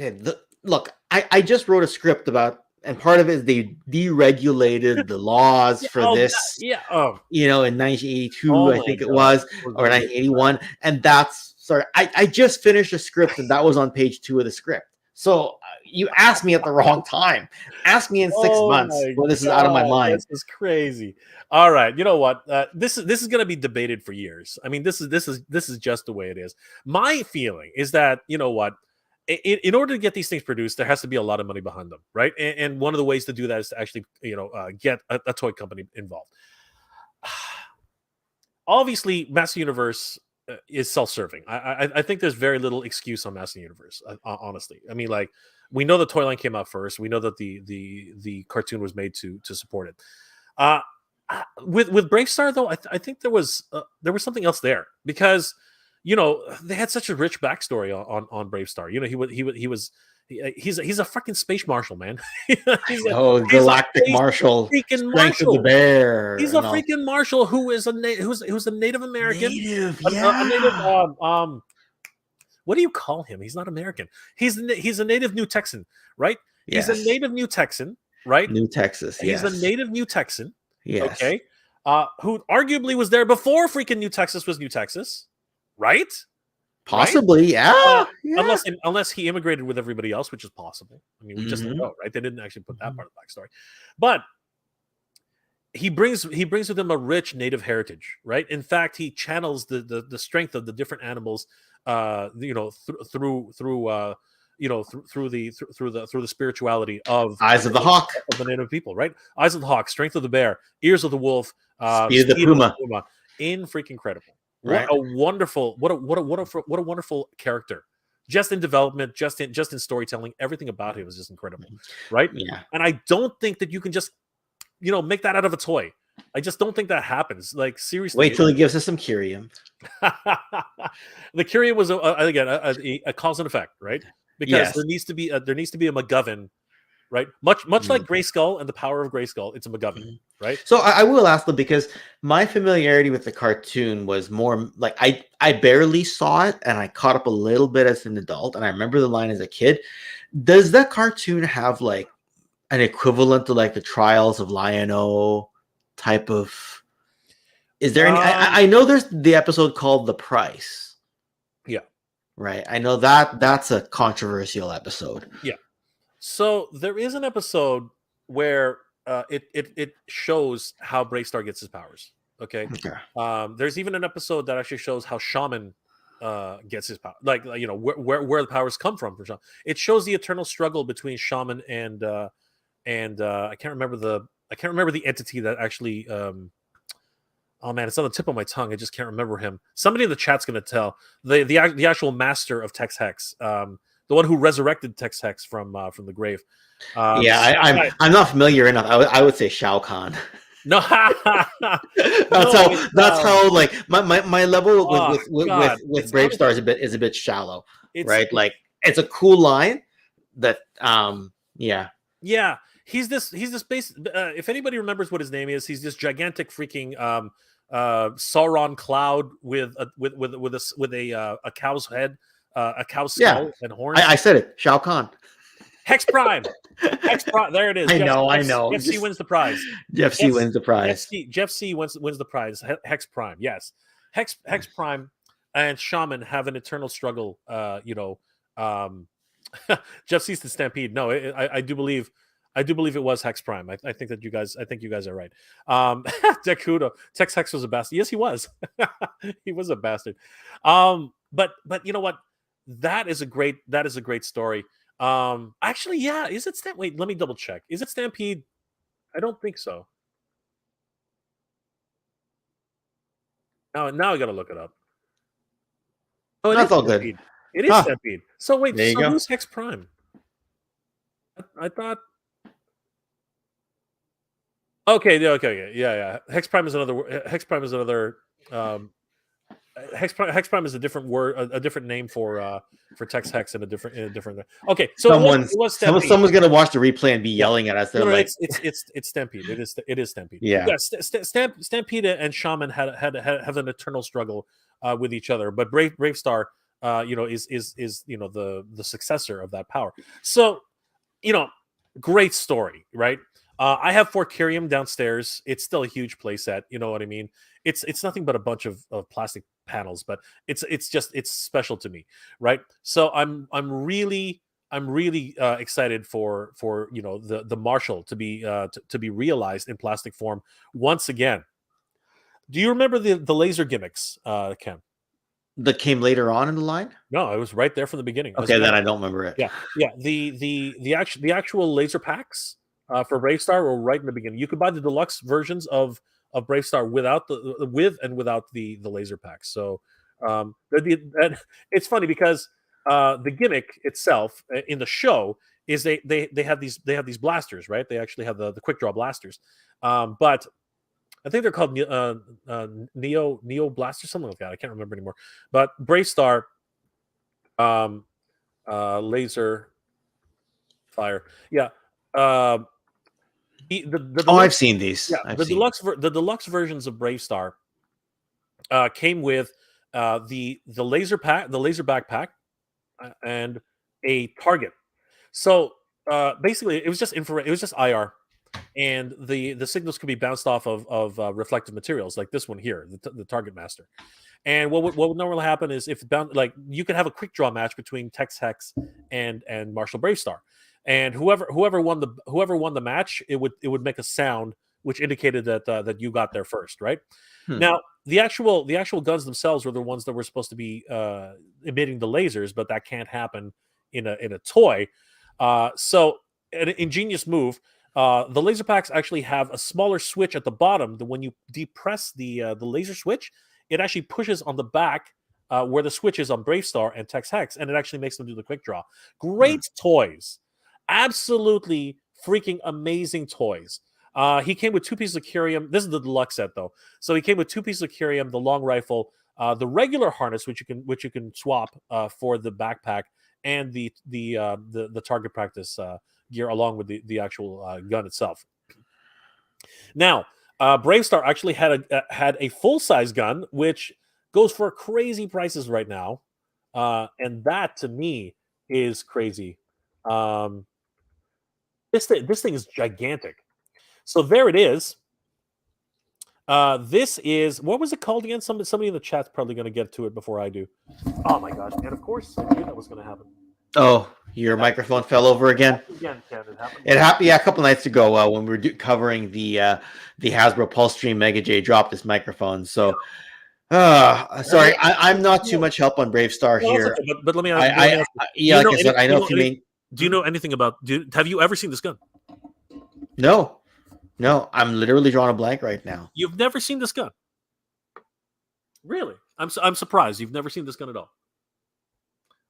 Guys in the chat, what the heck is this gun called again? I'm pretty sure somebody's going to get to it before I do. What is it?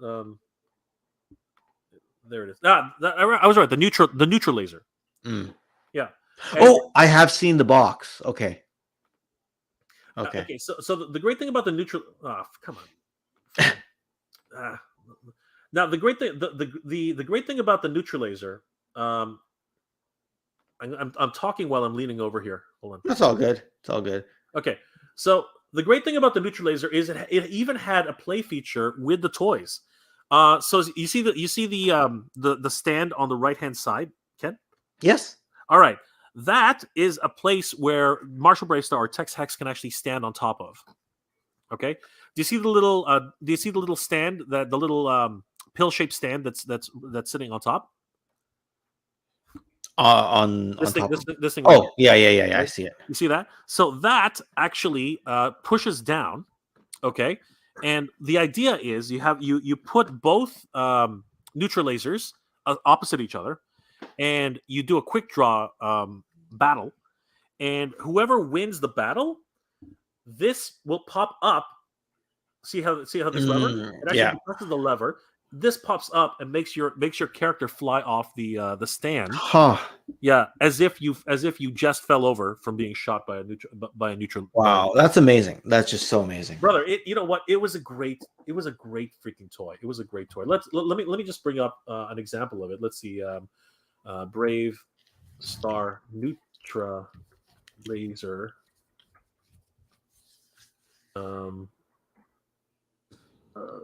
Let's just bring it up. I said it wrong. Brave Star. All right. Let's see if. All right. Here's the commercial. Okay. So let's take a look at this.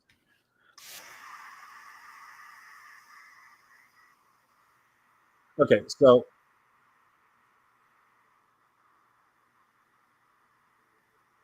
Invisible electronic beams. Okay. Here we go. So watch this.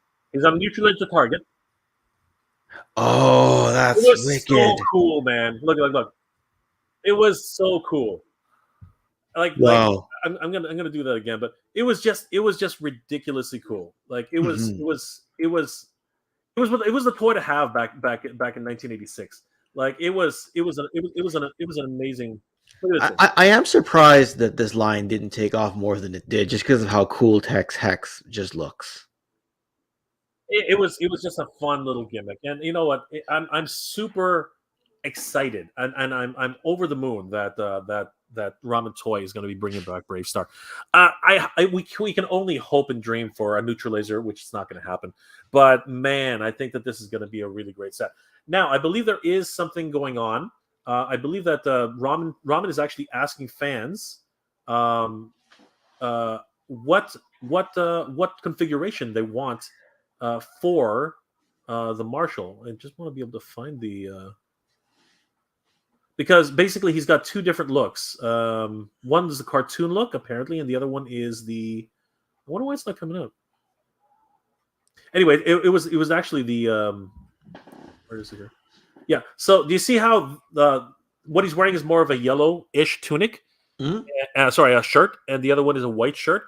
I think Ramen's actually actively asking right now what do fans want to see? Do they want to see the white version or the gold version? Which one appeals to you more, Ken? The gold version. Yeah, I'm sort of leaning towards that too, and the reason I'm leaning towards that is because it seems to remind me a little bit more of the cartoon. That's what I was just about to say. Yeah. What about the chat? Which one do you like? Cartoon version or? Yeah, that's actually a really good question because that'll help determine what it's going to be. I imagine. Oh God, is this thing ever going to get fixed? All right, let's move on to the next figure. Let's move on to the next chat for a second.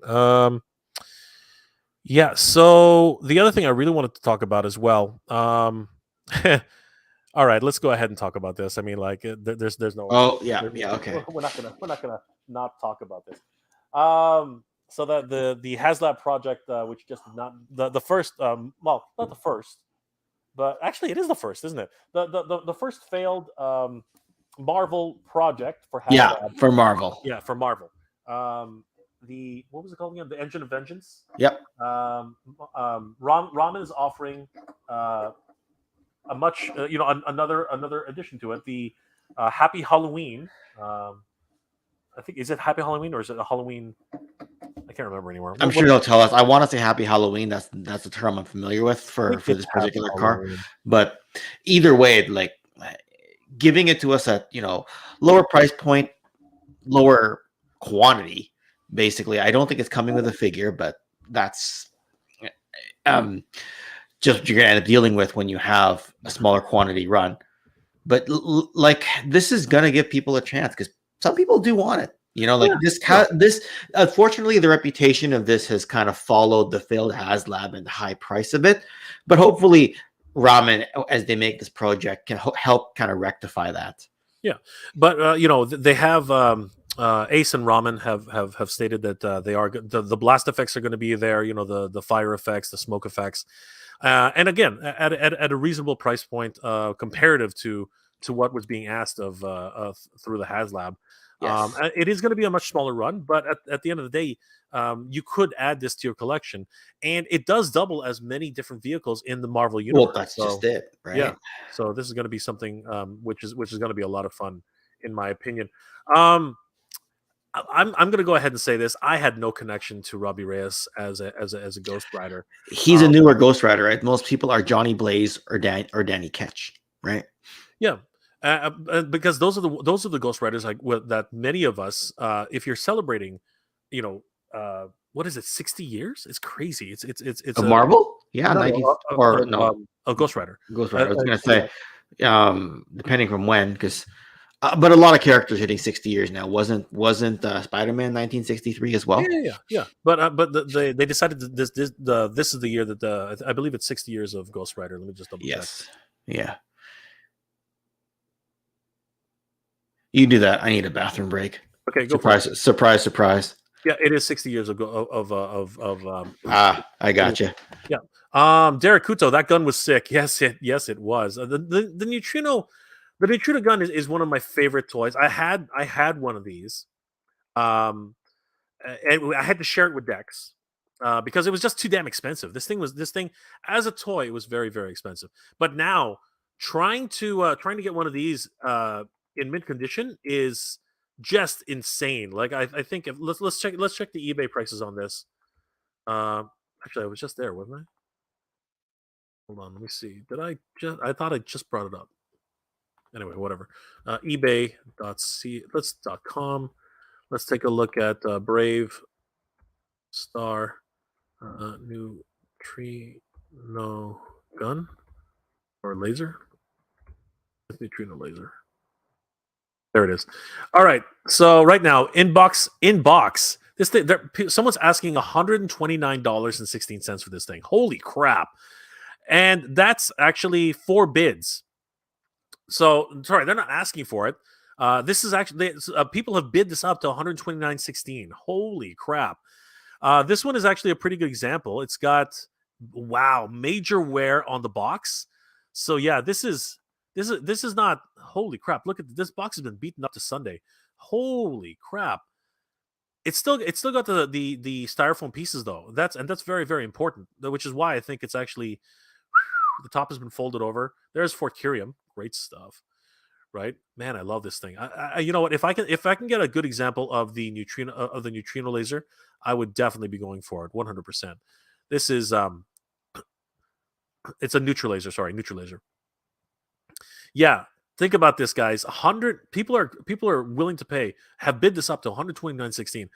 And I can see why. It comes with the manual, it comes with the intact styrofoam box, even the side protectors. That's crazy. And there it is. And I think what the other thing about this is probably functional. That's probably the other reason why this is this bid up so high. Just for anybody's edification, that actually is a play feature. That's a scope for Marshall Bravestar to actually look through when the gun is attached to the unit itself. Let's see if we can see the. It's too bad they actually don't show it on the box itself. It's a really great little gimmick. But yeah, just amazing this neutral laser. I didn't even know as a kid that this damn thing came off the stand. That's crazy. I'm only realizing that now. That's nuts. That is ridiculous. The other announcements from Ramen, which are very, very exciting, of course, are the new battle systems for the 80s commanders. Now, a lot of people when the line was first starting, they were like, "Are you going to create new weapon systems for the 80s commanders?" Because that I don't know about you, Ken, but were you a big Centurions fan? No, I wasn't. Obviously, I'm familiar with the theme song.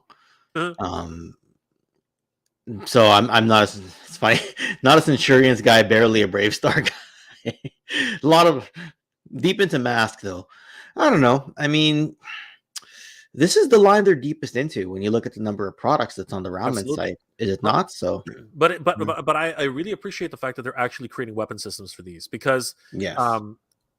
One of the biggest things about Centurions was the weapon systems, and the fact that they're actually creating this wonderful new system for Max, absolutely out of this world. I love it. Super the play value on this. Look at the different configurations. This is the same weapon system, guys. This is the same weapon systems. It has the canopy. It's got the hydrofoil in the back. The big the big fan. Yeah. What I do know is that it's hard to complete these as an adult, right? Just there's so many pieces you could lose in the vintage line. Exactly, and that's the reason why having these. Well, actually, not only is it hard to complete, it's incredibly expensive. The cost of Centurions now is extremely prohibitive. Yes. A complete example of Max or any of the Centurions runs in the high 80s to 90s US, right? Mm-hmm. And that's, I'm talking about complete with the box.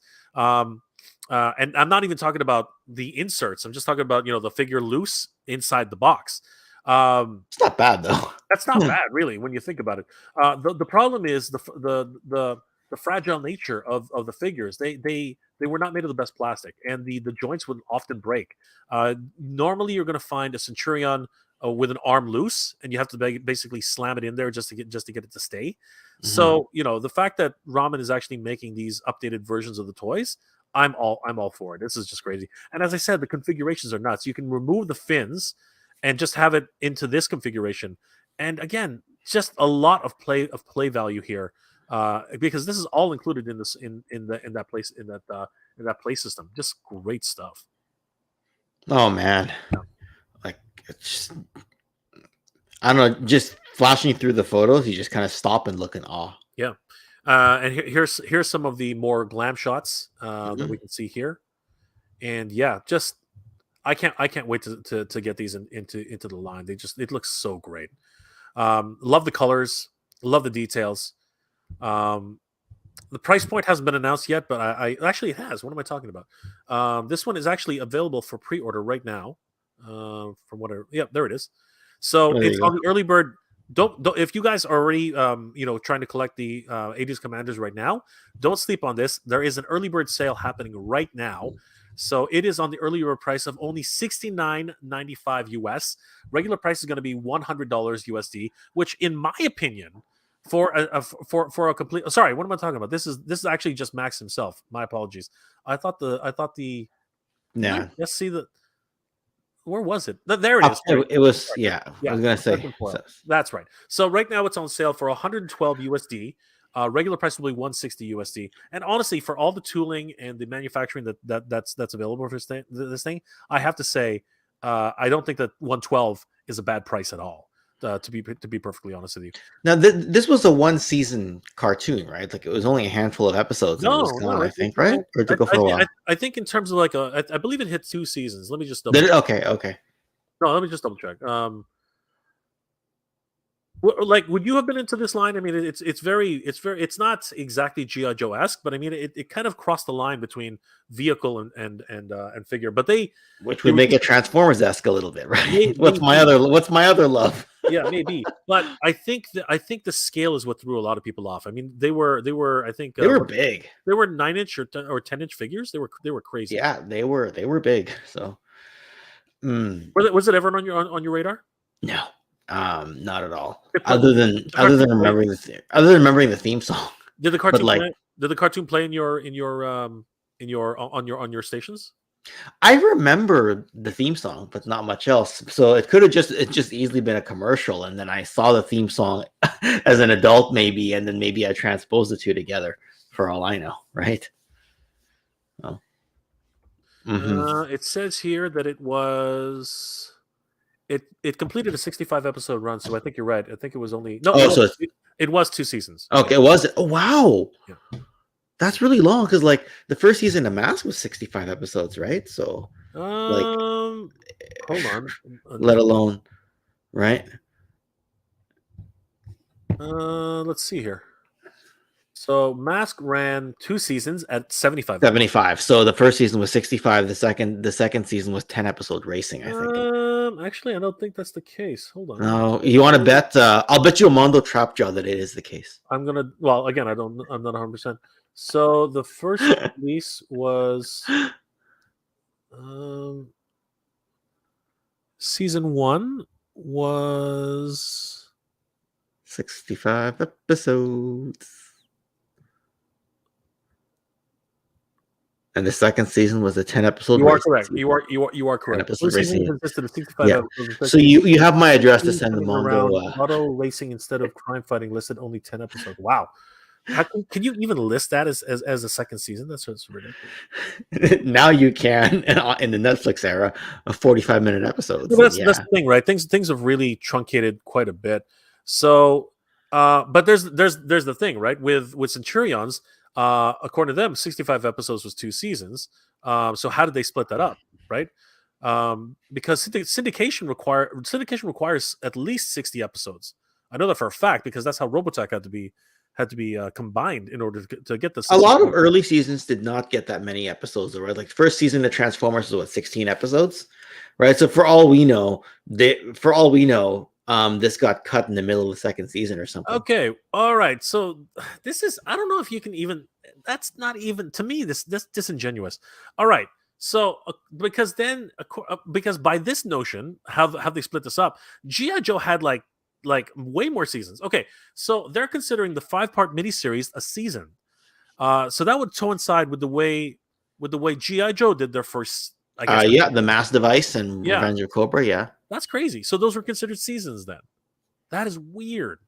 Okay, so the first 5-part miniseries was considered a season, and then season 1 started with episode 1 Weld Song and then went on for another 60 episodes. Okay, so it's a miniseries followed by. When most people talk about G.I. Joe's first season, they don't count the 2 miniseries. They count the 2 miniseries, and then the first full season is not a third season. And that's exactly what I'm talking about. That is so weird, but whatever. I mean, like, in my opinion, it had 1 season. In my opinion, I think I'm going to go with you. It had 1 season. When Battlestar Galactica did their miniseries in 2003, then had a first full season after. That first season was season 1. Yeah. Wait, there it is. Happy Halloween. We were yes, right. we were right. We were right. Yeah. Now we're getting closer to the 2-hour mark. Actually, we're past the 2-hour mark right now. Let's talk about let's wind this down a little bit, guys. So very excited about these new swappable heads. For Dolph. Yeah. And the only reason I'm really, really excited about these is because the head sculpt for Masterverse movie He-Man is just horrendous. I mean, I'm gonna bring that. I'm gonna dial that back a little bit. It's not horrendous, but it's not Dolph Lundgren. It is some dude. This is it's Lieutenant Falcon. This is some the mouth that long. Too soon, dude. Too soon. This is some dude. Lieutenant Falcon. Oh my god. This is some dude. All right. You see it, don't you, with the mouth? Oh my god. You know what? Where is it? You know what? Screw you, Ken. Ken, hold on for a second. Oh my god. You know what? God damn it. I'll be right back. All right. So over in this corner, Mega J is either about to go off the screen and cry, or he's really mad and he's gonna come back huffing and puffing like the Hulk, or he's gonna walk into my room right now and say, "Ken, get over here." All right, Ken. You know what these are? I'm gonna pretend I don't know what they are. Old stuff you're catching up on. Yes. All right. Just because of Ken, I'm gonna end up doing this. I didn't think I was gonna do this. I'm gonna one up Ken right now, just because, unless he's already been able to do this. All right. So in this bag, better late than never. We have Cover Girl. Better late than never, Jay. That was so like early March. Oh my god, this guy's an asshole. We got there's one. You didn't bother picking this one up. Mr. Barbecue here. Mad. I'll just stay awkwardly silent. Slaughter's Marauders. I'm gonna say it. Slaughter's. Why do they have a problem with Slaughter's Marauders? They already have a Sergeant Slaughter. What was the difference? I don't understand. And it might have been a second license. I don't understand. There's one of the a very stylized version of Outback right there. I was gonna say very stylized Chuck Norris, but yes. Oh my god, that works too. That's crazy. Sergeant Slaughter was actually live today earlier. We saved the best or arguably the worst for last. Actually, he's not last, but we're gonna get to that in a second. We have Lieutenant Falcon here. Gorgeous. Gorgeous. Looks better on the box, I'll tell you that much. He doesn't look like that, guys. Unfortunately, he doesn't. He does not look like that. And then I'm gonna trump. I'm gonna try anyways. I think maybe he already got it, but I'm gonna trump Ken here. I even was able to snag a Crimson Bat. So there you go, Ken.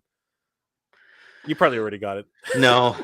I'm still thinking over the Mad Marauders barbecue, like whether I'm going to get that or not. Because then I jump down the sub teams rabbit hole. There we go. There's a flex for you, Ken. There you go. You don't have a freaking Crimson Bat, Mr. Last March.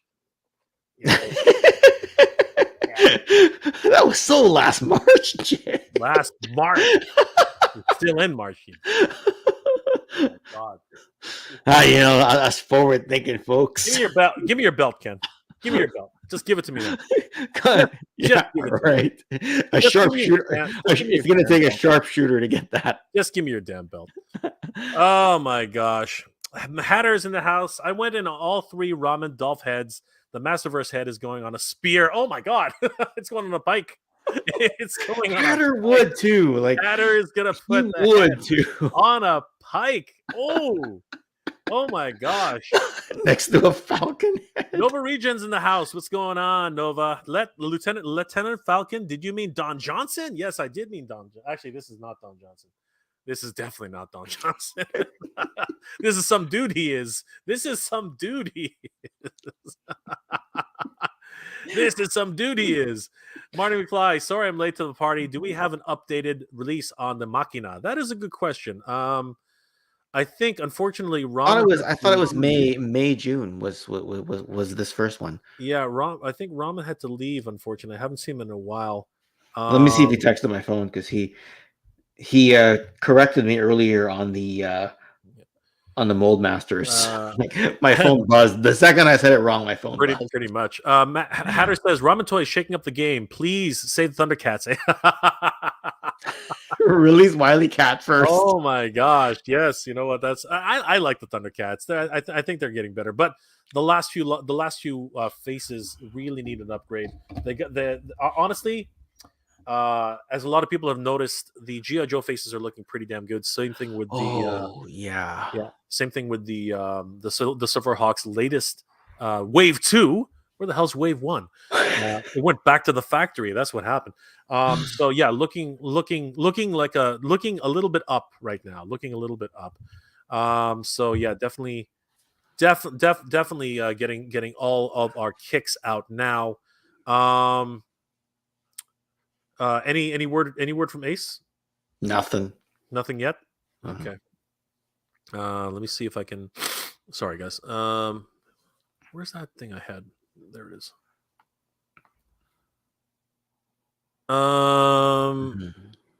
Okay, so Ace wanted me to make an announcement, but I wanted to make sure that I was okay to say it. Wait. No. Okay. Anyway, what I am going to talk about, hopefully Ace will get back in time to let us know. But guys, because Hatter is in the house, I'm going to go ahead and focus in on a few things which he said today. Check it out, everybody. Today at Holothon, no, sorry, not Holothon, Super 7 announced their latest wave of TMNT Ultimates, yeah. Ultimates. And Hatter was not happy. A few people were not happy. Hatter was not happy. Fine. Look, fine. The community was not happy. And how come it's not coming up? Anyway, whatever. It's probably up here. The community was not happy because this latest wave, according to the great Hatter himself, kind of fell short of the mark, and for more reasons than one. And we'll just take a quick look at some of these right now, because I have to say, okay. First of all, Ken, are you a TMNT fan? I'm gonna say yes, but looking at these figures, it's kind of like I almost wanted to say no because I'm not interested in his wave at all. I think Casey looks okay. But I mean, in general, are you at the TMNT at all? Yeah. At all, if you ask at all, yes, I am. So this, but these are deep cuts. You know what I mean? They do, yes. Also, Hatter, if you want to join us, just check your WhatsApp. These are deep cuts, in my opinion. Casey Jones, not so much. I think Casey Jones. I like this one. Yeah. Actually, he's probably out of there are two figures here I think I really like. Casey Jones is definitely one of them. But this is Casey Jones. You can't really screw up Casey Jones. Yes. It takes a lot to screw up Casey Jones. I like the fact he comes with a broken mask. And is it just me, or are Ultimates, much like all other actual toy lines right now, they're starting to get lesser and lesser accessories? But I guess toys are getting really expensive right now. Adult looks like it's less spare. No, not necessarily. It's about the same number of spare hands, but like usually they load up that tray. Like when I opened up my Master Splinter, there were like 2 layers of like plastic tray in there, and I'm like, oh, you've got a cloth kimono, you've got the rubber kimono. Like there's so much. But that was, of course, a figure that's like almost 3 years old, right? All right. So Hatter's got to watch out the kid because she's asleep. That's fine. No worries, Hatter. Just go ahead and slam this slam this as you normally would. Yeah. Yeah. I like the accessory. I like the pack out. It's not bad. I guess the golf club bag is what really pulls it in a bit more. Yes. Ace is going to be sending us a message very, very soon, so that's going to be a lot of fun. I don't mind Casey Jones. April O'Neil, I don't know. No, not feeling it. Not feeling it. They've tried this a couple times, I think. I don't mind. The face sculpt looks okay. If they actually, I was gonna say that's good. If they can nail the face, I think that's amazing. Because the regular release of her was not too great. It didn't look that amazing at all. It was pretty flat. This one, the face, I think there's an argument to be made here that you should buy this to replace with the other face. Actually, if you can get rid of the bandana and the here's the problem, right? And I think this is a missed opportunity as well. They actually gave Noah bandana, but they put a ninja mask on it. That's unfortunate. Because this would be a perfect face for April right here, and I think arguably the eyes look pretty good. I don't mind the I don't mind the full headgear. It's actually pretty neat. And again, I don't mind this windswept hair. It's just, again, it's not really April, reporter April. It's very much, Kuno Ochi type of, ninja type of whatever she's supposed to be. I don't know. The gi, kind of interesting. The wrappings, your basic ninja flair. That's a pretty deep cut on that. Was she? I don't think she was ever released as a figure in this version. Was she? Not that I've ever seen. I know there was a Channel 6 van version of her in the green, and then there was the version of her that had the orange highlights. Was she done like this? Was this a version 4? That's the thing. I don't know. Does anybody in the chat know if she was actually released as Ninja April back in the day? Felon Attorney is asking if Casey was wearing yoga pants. Was he wearing yoga pants? Are those yoga pants? Are those yoga pants? They don't tell us. Those aren't yoga. Those are jogging pants. Oh, you can tell with the lace. Those are jogging with the lace at the front. Lace. So yeah, they're jogging pants. Those are jogging pants. Those are and the stitches on the knees. Yeah, those are total jogging. I guess what he's asking is they look sort of like spandexy. Yes. Yeah, but that's how Eastman and Laird drew their books, right? Everything was tight fitting. It was the style of the day, right? I think this is comic. If I'm not mistaken, this is comic book. Let's just double check. It doesn't actually say. Oh, it says Mirage. It says Mirage right there. This is comic book. This is comic book Casey. Yeah, it's the Mirage version. So yeah, that's so cool. Yeah, it is really cool. Yeah, yay or nay on April? Nay on that one, eh? The one that really gets me is the nunchuck mics. Honestly, I'm gonna say it's each of the weapons. That's pretty clever, actually. I'm gonna go ahead and say yay on the mic. That's actually kind of neat. I kind of dig that, and I kind of dig the stylization on these nunchucks. They're kind of cool. But she has one of each of their weapons. That's so cool. Yeah. She's got every single one of their weapons. It's crazy. At least. Oh no, you're right. She has one, but technically she has a stylized version of Mikey's. I guess that's kind of crazy. Yeah, but you're right. She has every single one of the Ninja Turtle weapons. So she is the master Kunoichi. That's crazy.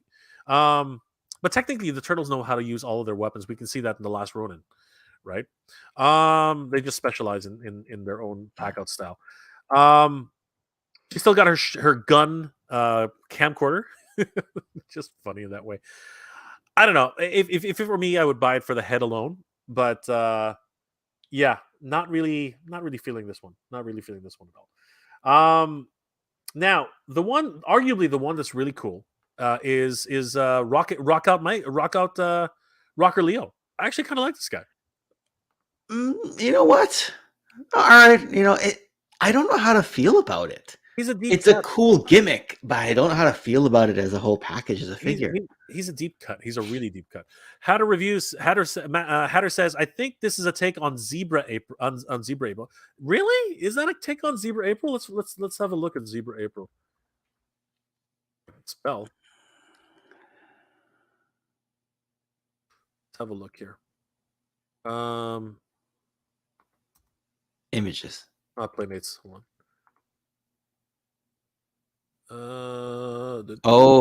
Where is she? Is it this Middle one? in the middle. Yeah. Okay. Where in the middle? Which one?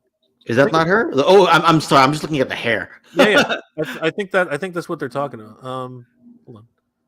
Hatter, is this the right one? Oh no, there she is. There she is. Hey, stop it. What the heck? There she is. There you go. There she is. We found her. Man, she's obscure. Holy crap. Yes. Yeah, Oh, okay. I see it I now. get it. I get it. She's. It looks like she's some sort of kunui. She looks like a ninja. Yeah, okay. All right. I think I would have preferred her in the freaking zebra outfit, though. What do you think?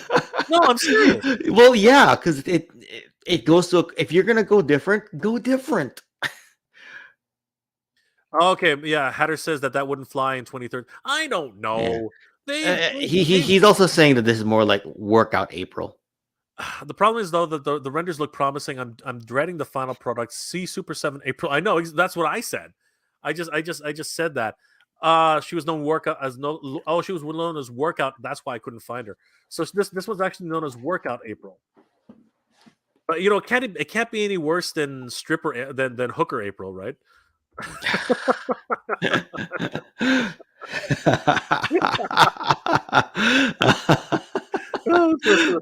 Where is it? Where is it? Oh God, that no. Yeah, whoa! Stop!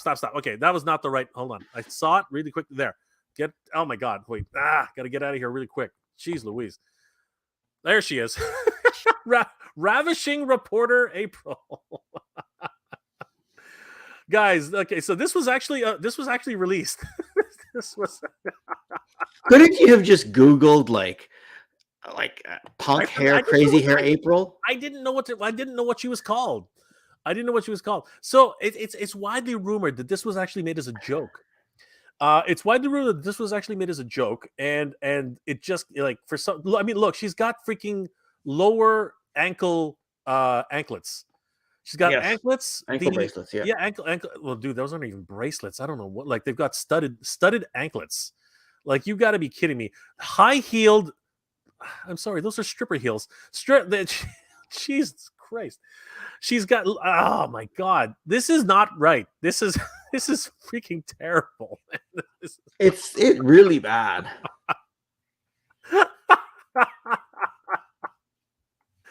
Oh my God, that's hilarious. Derek says, "Oh my God, that's hilarious."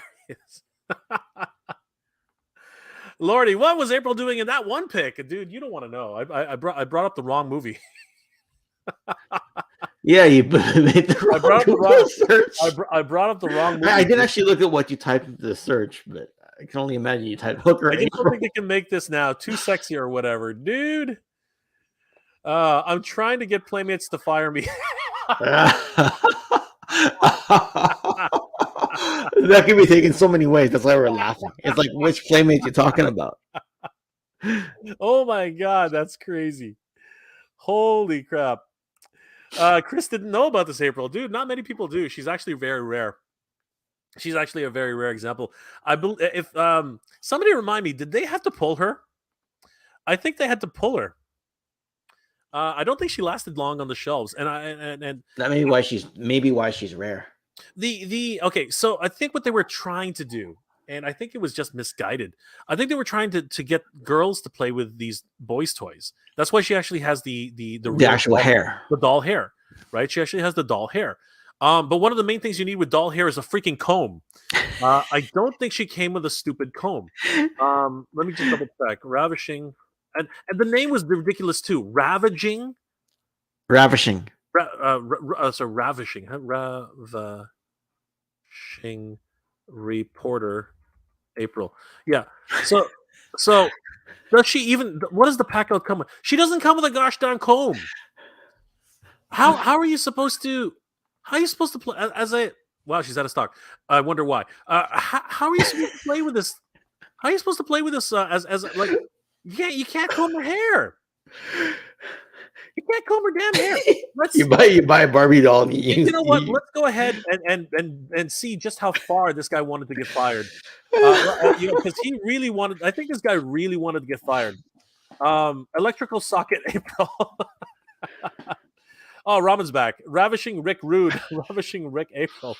All right, let's go. We've gone down. Undercover April would have been a better choice. I think you know what, Nolan. That's actually a really good point. That's actually a really good point. Let's go ahead and read just how badly this guy wanted to get fired. All right, let's go down this rabbit hole. Portrait of April, ravishing reporter, the gutsy news gal, gutsy indeed. Oh my God, who wants to wear that outfit on the news? Vital babetistics. Holy crap! Are you reading that? Are you reading that the way I'm reading that, Ken? Does that say vital babetistics? I haven't heard the word babe thrown around Oh since 1999, but my yes, God. this is a 90s figure. So Vital babetistics. This is not going to fly today. This is not going to fly. This is not going to pass the first round of editing. This is not good. All right, accessories. She has a ninja file sai. Oh my God, she's got a ninja file sai. Wow. Holy crap. She's got the lipstick nunchaku. Oh, geez, Louise. We are just, you know what? We're burying ourselves even further. I think the stream is going to get cut off soon. I'm just gonna hide my face right about now. Compact Ninja Star. Compact Ninja Star. The Katana Blade Curling Iron. What? Oh my God. Cowabunga camera, finally. Makeup brush battle bow. She had a brush? She did not have a brush. They're lying. Where is it? Oh my God, it's a makeup brush. Oh my God, this is wow. Wow. Holy crap. All right. Favorite headline. Oh my God. Ken, you read that. I just can't read it. Beauty queen chokes on crown.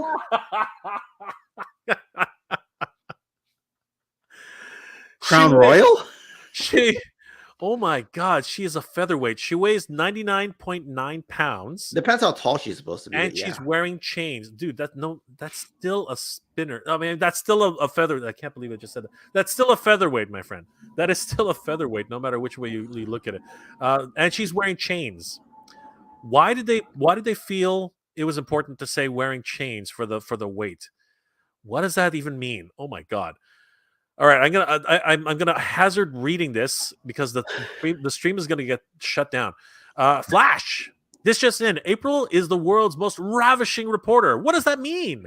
I did not ask that question. That's actually what says on the card. That means that you're dealing with the gutsiest glamour gal ever to say. We'll be back after these messages. Oh my God. April's one cool chick.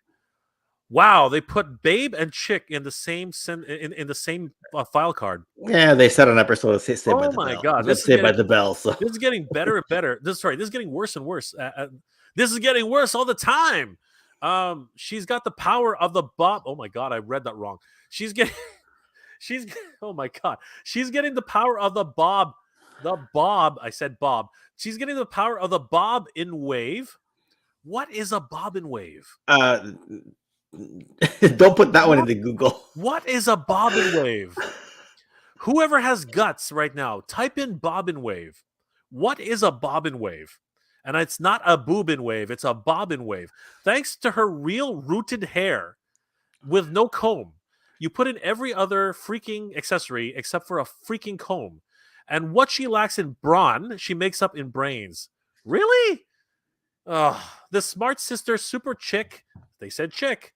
Oh my God, they got no, sorry, that's Chic. Is that Chic? That's Chic, right? You lost me. Super Smart Sister. Oh yeah, Chic, Super Chic. Okay, geez. The Smart Sister Super Chic and turns heads wherever she goes. Oh my God. She's never had a bad hair day. Yeah, tell that to this one. Oh my God. This is what happens when you don't include a comb with your action figure. Oh my God. You need a comb. That is just terrible. Oh my God. She never has a bad hair day. That's a lie. When she's armed with her katana blade curling iron, again, needs a comb. It's bad news though. If this ravaging reporter hears a whistle in the wind from a flirtatious foot fiend, oh my God, they talked about wolf whistling. Holy crap! What you could get away with back in the 80s. Oh my God. She's got a detachable skirt. What? This one doesn't even have. Did she come with a skirt? Did she? Was there a skirt? It would make sense. Oh, there was a skirt. Oh, okay, there you Oh my go. God, you could strip her down. Oh my God, you could actually strip her down. Why did somebody feel this was a figure to be able to be marketed? What were these guys thinking? Oh my God, this is getting worse and worse. Holy crap! All right, I've got. We're gonna get through this. Oh my God, you can actually strip her down. That is ridiculous. That is ridiculous. She has a detachable skirt that lets her kick low and high, and has no kiss, and no kiss is as deadly as when April aims her lipstick nunchaku at a foot's face. Oh my God! Why would a bodacious? Oh my God! I'm not making this up. Ken, are you reading this right? Why would a bodacious? Oh my God! Why would a bodacious bylining babe like this be interested in a mutant turtle? Well, as one source reported, because they're just so cute. Dear God, I can't believe we got through that entire file card. This file card is not gonna fly. File card. Oh my God! Oh my God! Oh my God! Hatter, high kick means Super 7 will never make her. Mad Hatter, turns heads is code for snap necks. I'm sure it is. April wins. Babality. Good one, action figure, Bancho. Good one. Babality. Richard Garcia, I need this Ravishing April next time in my nude Hell Witch from Coffin Toys. Dude. Print Rabbit. Somehow I don't think that's a bob and wave hairstyle. At least you know what a bob and hair wave style is. I have no idea what a bob and hair. You probably bob your head down and swoosh your hair. Sure. Probably what it is. Chris Allen in the correct tone. Making that up. My. Oh my. Black Phoenix 77, detachable for easy access. Oh my God. Oh my God. And now we're shut down. Goodbye, everyone. I can't say that, Hatter. Everybody can read that one. I think I rented the wrong videotape, Ken. I think we rented the wrong videotape. Better your channel than mine. Yeah. Oh my God. Hatter is very drunk, but he wants this figure. Ramen Toy, make this happen. Yes, Ramen. I was gonna say it, then he said it in the chat. So oh my God. Wait for it to come up. This is crazy. Oh my God. Giraffe, that's a letdown. Something called Zebra April in TMT. I was expecting a humanoid zebra leotard. The felon attorney, Oregon IRL, very problematic. Going to my safe place. Well, you're an attorney, brother. What are your thoughts right now? Print Rabbit. That's a wrap. That's a wrap. That's all, folks. Oh my goodness. All right. We have a. Give me 1 second, guys. We have a message from Ramen. Give me a second to download this. Let's end off on a high note, everybody. Let's see what Ramen Toy, because we've gone down a completely different path here. We've gone down the gutter. Giraffe, wait, go back. Are those pictures from New Toys? Playboy. I don't even collect turtles, and I want this figure. There you go, Chris. There you go. That's the spirit, my friend. That's the spirit. All right, let's see what Ramen has to is going to say. Here's a special message from Ramen Toy, everybody. Since we completely abandoned Ramen Toy about 2 minutes ago, let's see what Ramen Toy has in store for us. Hey Jay, it's me back again. So I've heard about the Mondo giveaway. Now Ramen is not to be outdone, although we're not as big as Mondo, but we're going to be giving away one very special red Gullwing with all the love from Ramen Toy. We'll add something special to it, maybe a signature, maybe a something different color here and there, but it'll be special, it'll be unique, one of a kind, and it will be given away on the Mega J Retro live stream. So take it away, Jay, and announce it. Get the giveaway contest going, and the lucky winner will receive from us that special red Gullwing from Machina.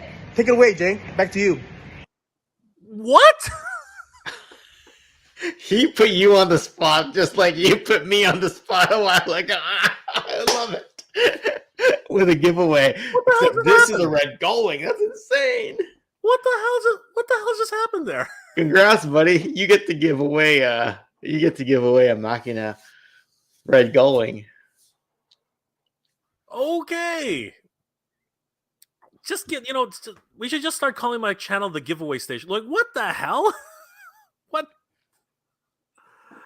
Okay. Well, Mondo yesterday, Ramen Toy today, Hasbro tomorrow. I am told. What the hell? Okay. Oh, okay. Fine. Okay. I'm gonna comment on that video for sure. I'm totally blown away. All right, guys.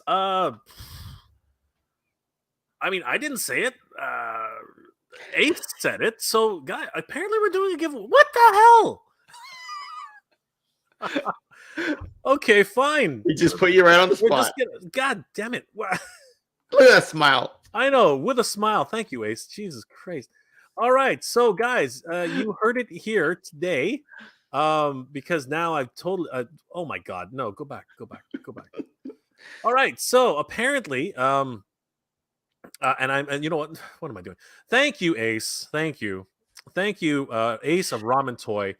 Thank you, Ramen Toy. Let me see if I can actually find the right picture here. Jeez Louise.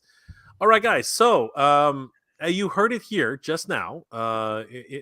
We are the Jeez Louise. The Mega J Retro channel is officially now going to be giving away and let me get this straight. Ken, did you hear that properly? We're getting a unique one of a kind? Yeah, he's gonna sign it or something. He's gonna sign it or something to make it a little bit special. Yeah, he's gonna do something different. I don't think he's decided yet what it's gonna be. Holy crap!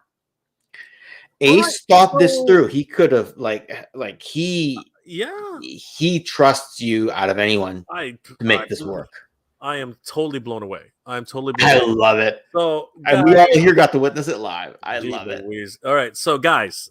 Congrats, brother! Huge thanks to Ramen Toy, and thanks. I didn't even do it. Okay, thanks to Ramen Toy. How come I haven't done it yet? There it is. Thanks to Ramen Toy, we will be officially giving away, not the prototype. It's not a prototype. We're going to be giving away a fully produced, like a final production model Gullwing, which apparently will be custom made for the Mega J Retro community. And I'm just going to go ahead and say the toy community at large, including Toy Connections and Mad Hatter. Oh my God, Hatter, what the hell?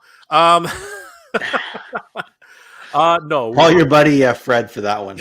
yeah, please call Fred. Or if it's after it releases, hit up Frank. So, guys, we are going to be giving apparently in association, not in association. Thanks to Ramen Toys, we will be giving away officially the Gullwing a playset. I'm going to call it playset vehicle, the Gullwing vehicle. I'm going to have to plan this out because I did not expect this to happen tonight. I'm going to make a full video on this. I'm going to put the same video which Ace from Ramen Toy actually just put up. And we're going to run for a week, just like we're doing with the Mondo giveaway.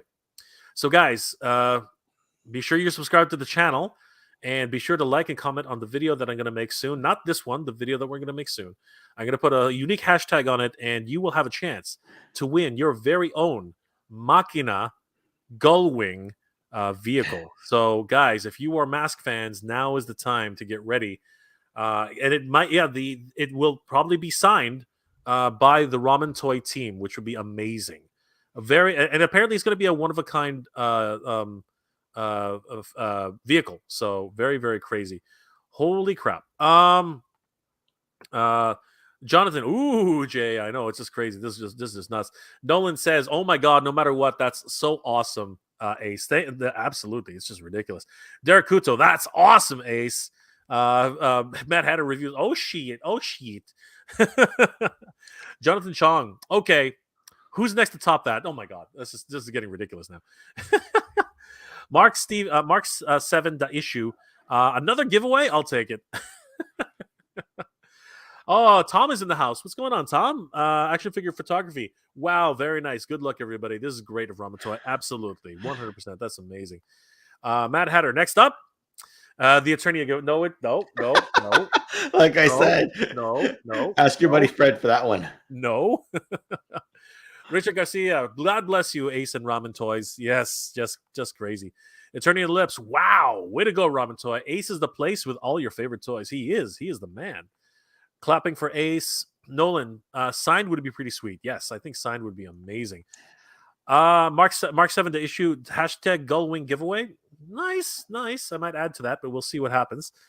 Oh, look who's in the house. Usual Mike TV. Hey guys, wow, you're live on now. Well, Mike, if your kitchen isn't full of kids, if you want to jump on for a quick second, would love to get your take on a few things. Yep. Nolan's in the house. Good to saying, hey Mike. Mark says, y'all must be on the West Coast because it's 4:21 a.m. here in Pennsylvania. No, it is 4:21 right here. It's 1:25 here on the West. This one here is on the West. This one's here I'm in the East. This is the East. That's the West. Okay, we're all doing their thing. Usual Mike, 8:25 p.m. So great. Peak hours. Just love it. Lord Hoagie. I nominate Lord Hoagie to win the Gullwing. Who's with me? Ace is the man. Yes, this is crazy. And of course, Lord Hoagie, I'll nominate you if you nominate me for the trap.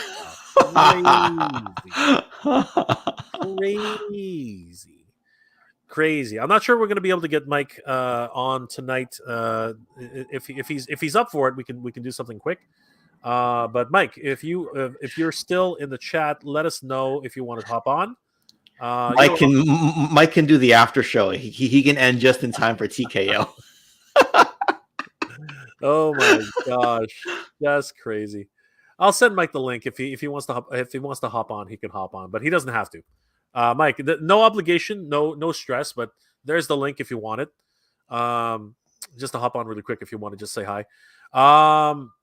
But yeah, wow, just holy crap, just okay, my mind's blown. My mind is absolutely freaking blown. So Ken, let's what are our takeaways from what are our takeaways from this?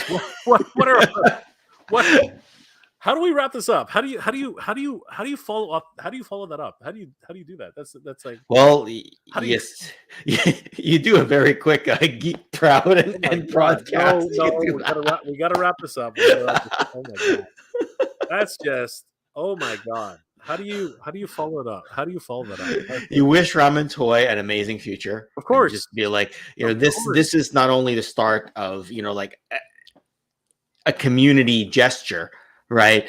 It's one of those things that as we see Ramen Toy grow in the future, we'll say, remember that giveaway he did.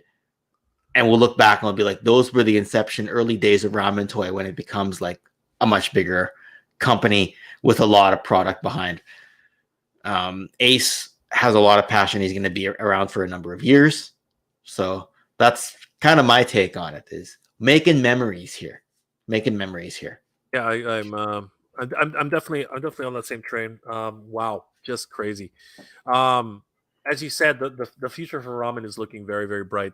They've got so many great products on the way. I mean, like as a really quick rundown. And actually, you know what? There is one more thing we do have to talk about. First of all, before we do anything else, it's not showing up. That's weird. Give me 1 second here. Oh, that's why I'm in the wrong section. Yeah, let's definitely talk about this one really quickly.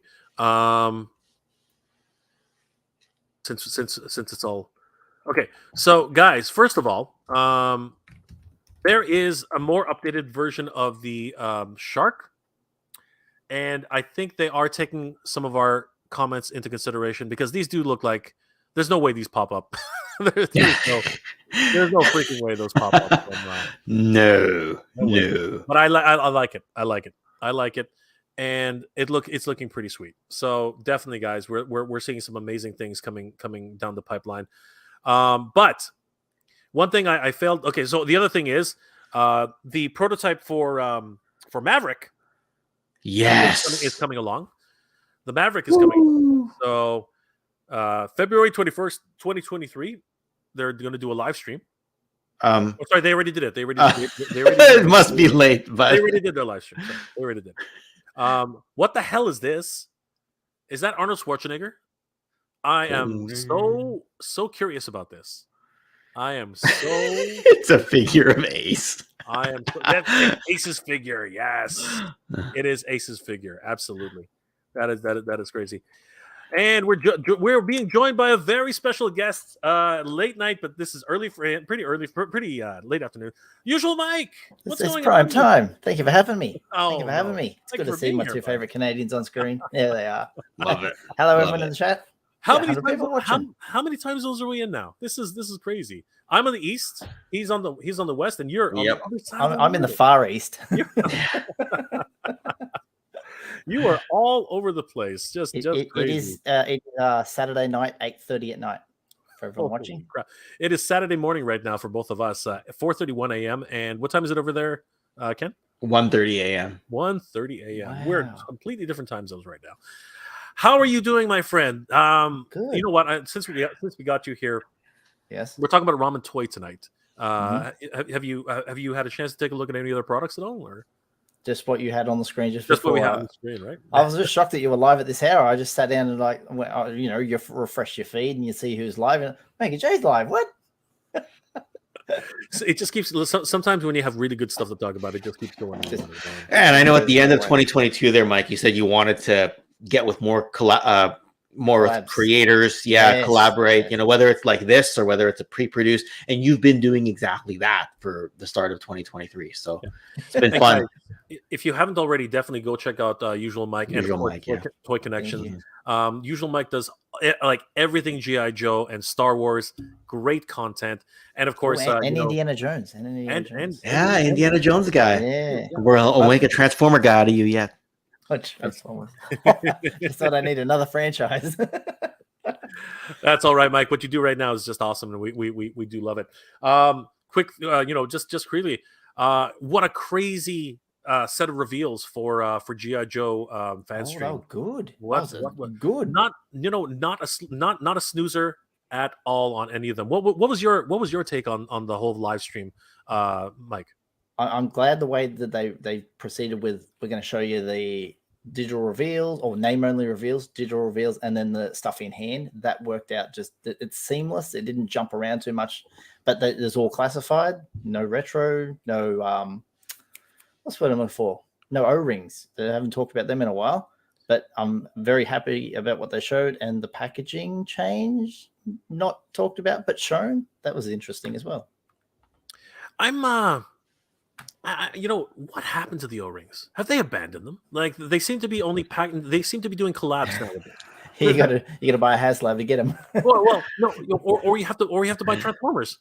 You have to buy Transformers to get O-rings. I mean that's making Ken ecstatic, but I mean the rest of us are kind of like, what the heck? What do they got? The Hiss Tank Transformer mashup. The Awe Striker. Awe Striker. Yep. Is there anything else? So far, didn't they just announce one? I thought they announced one more. Well, earlier. They've been doing them as San Diego Comic-Con exclusives back in the day anyway, right? Like the Hiss Tank Soundwave, but where that's looking backwards. That's not looking forwards. No, Did they announce another one? But I'm talking about crossovers, right? I'm talking about actual crossovers with. Oh yeah. With I don't think they've announced one yet. I don't think so. I don't think so. The last vehicle was the Stinger. Yeah. Which was just a retro vehicle, wasn't it? So that wasn't That's not a crossover. right. Unless someone in the chat knows. Yeah, I'm not really sure, but those are the only O-rings I've heard so far. They haven't had any additional 2-packs or anything like that. I think You see the comment there, Mike. the last one we got. The last one we got. What toaster? These are Mike's toaster. What? Oh, there's a kitchen back. There's a kitchen back there.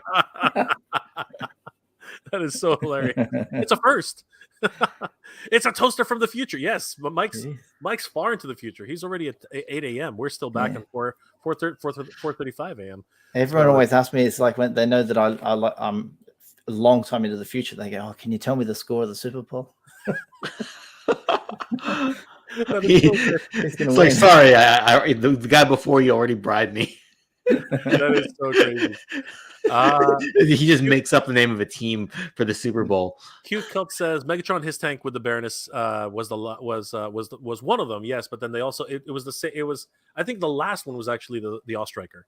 I think that was actually the latest one that was. The All-Striker was Stalker. Yeah, and I think I guess we can count the what's it called, the it's right over there. Now I'm looking at it. Yeah, the Sky Striker. I guess the Sky Striker is the last O-rings we're going to receive for a while. I mean, I like the addition of the characters. Like, you see the flight suit Scarlet literally right there. I see it. Right next to all 3 of them. I see all 4 of them. No, you don't. Oh yeah, that ace is actually not from the HasLab. Oh, okay. But the behind him, his Rio is there. So yeah, Night Force Ripcord's over here. Way off the screen. Did you take them off card? I took 4 or 3 of them. How many? I took a few off card. I took Ramp Rat, Scarlet, Ripcord, and Wayne Ruthel off card. The other 3 I left on card. Ken is an out-of-box collector. He loves his figures, which is awesome. I'd find that hard to do. I'd find that hard to take them off. It's so painful. Just so a lot of alcohol first. A lot of liquid courage, right? When I bought the MOTU Classic Scare Glow, it was already like 8 years old at that point, and I took it off card. I had to get some liquid courage. So Mike, how are things going in your neck of the woods? Like, what's new over there? What's new? Oh, well, I did see the Clone Trooper helmet yesterday. It dropped in Australia. The Clone Trooper helmet is brand spanking new. Oh Hang on, I might have a photograph here. It was going to go on one of my videos, but I'll make it a Mega J exclusive. Oh, look at that! That's impressive. Oh my gosh! There we go. Here. We have not seen a hide nor hair of those. There we go. In store. Oh, look at this. It won't show properly. It won't show. If you lower the brightness. Oh, there it is. Yeah. There you go. Yeah. Wow. There you go. Yeah. Wow. I took the photo yesterday at 10 o'clock in the morning. Yeah. Do you want to know the price in Australia? Well, since we're getting close to that in Canada, go for it. 270 Aussie dollars. That's about we'd be in at around 250. So yeah, that sounds about right. Why is it 134 in the US? I know, that's like, again, exchange rates never work out. Just like how the scrap iron was $45 US, but it's like 67 Canadian. It's like the exchange rate is 30%, not 48%. What's this? Yeah. No, it's just unfortunately this is just the way it is, and inflation is just going through the roof, and I don't know. And poor exchange rates. The company is just doing something absolutely ridiculous. I don't know where they're getting these prices. It's just absolutely nuts. So Mike, have you seen it? Since what's it called? Ken and I have been we've been having a mini feud here about. We've been having a mini feud here about who's been picking these ones up. He's been flashing these for forever now. Have you seen? Have these guys arrived in your neck of the woods yet? After the G.I. Joe movie, they stopped selling them in Australia. We have to find them. Very, very difficult to find them. It's usually eBay stores will have them. Yeah, and you sometimes some generous viewers send you a few here and there. I got Breaker in my last G.I. Joe video. Yeah, Breaker. All the way from Alaska. That is excellent. Eternity Ellipse. What game is that playing on the TV behind Mike? Gamer here. I would like to catch Hogwarts Legacy. Wonderful game. Holy crap! What an amazing game. My brother Des has been playing it, it literally is like going through Hogwarts and living in the world of Harry Potter. Like That'd be fun. I'd Dude, love to do that. if your kids haven't bought it, I'm surprised your kids haven't gotten it yet. Are your kids Harry Potter fans? No, the wife is.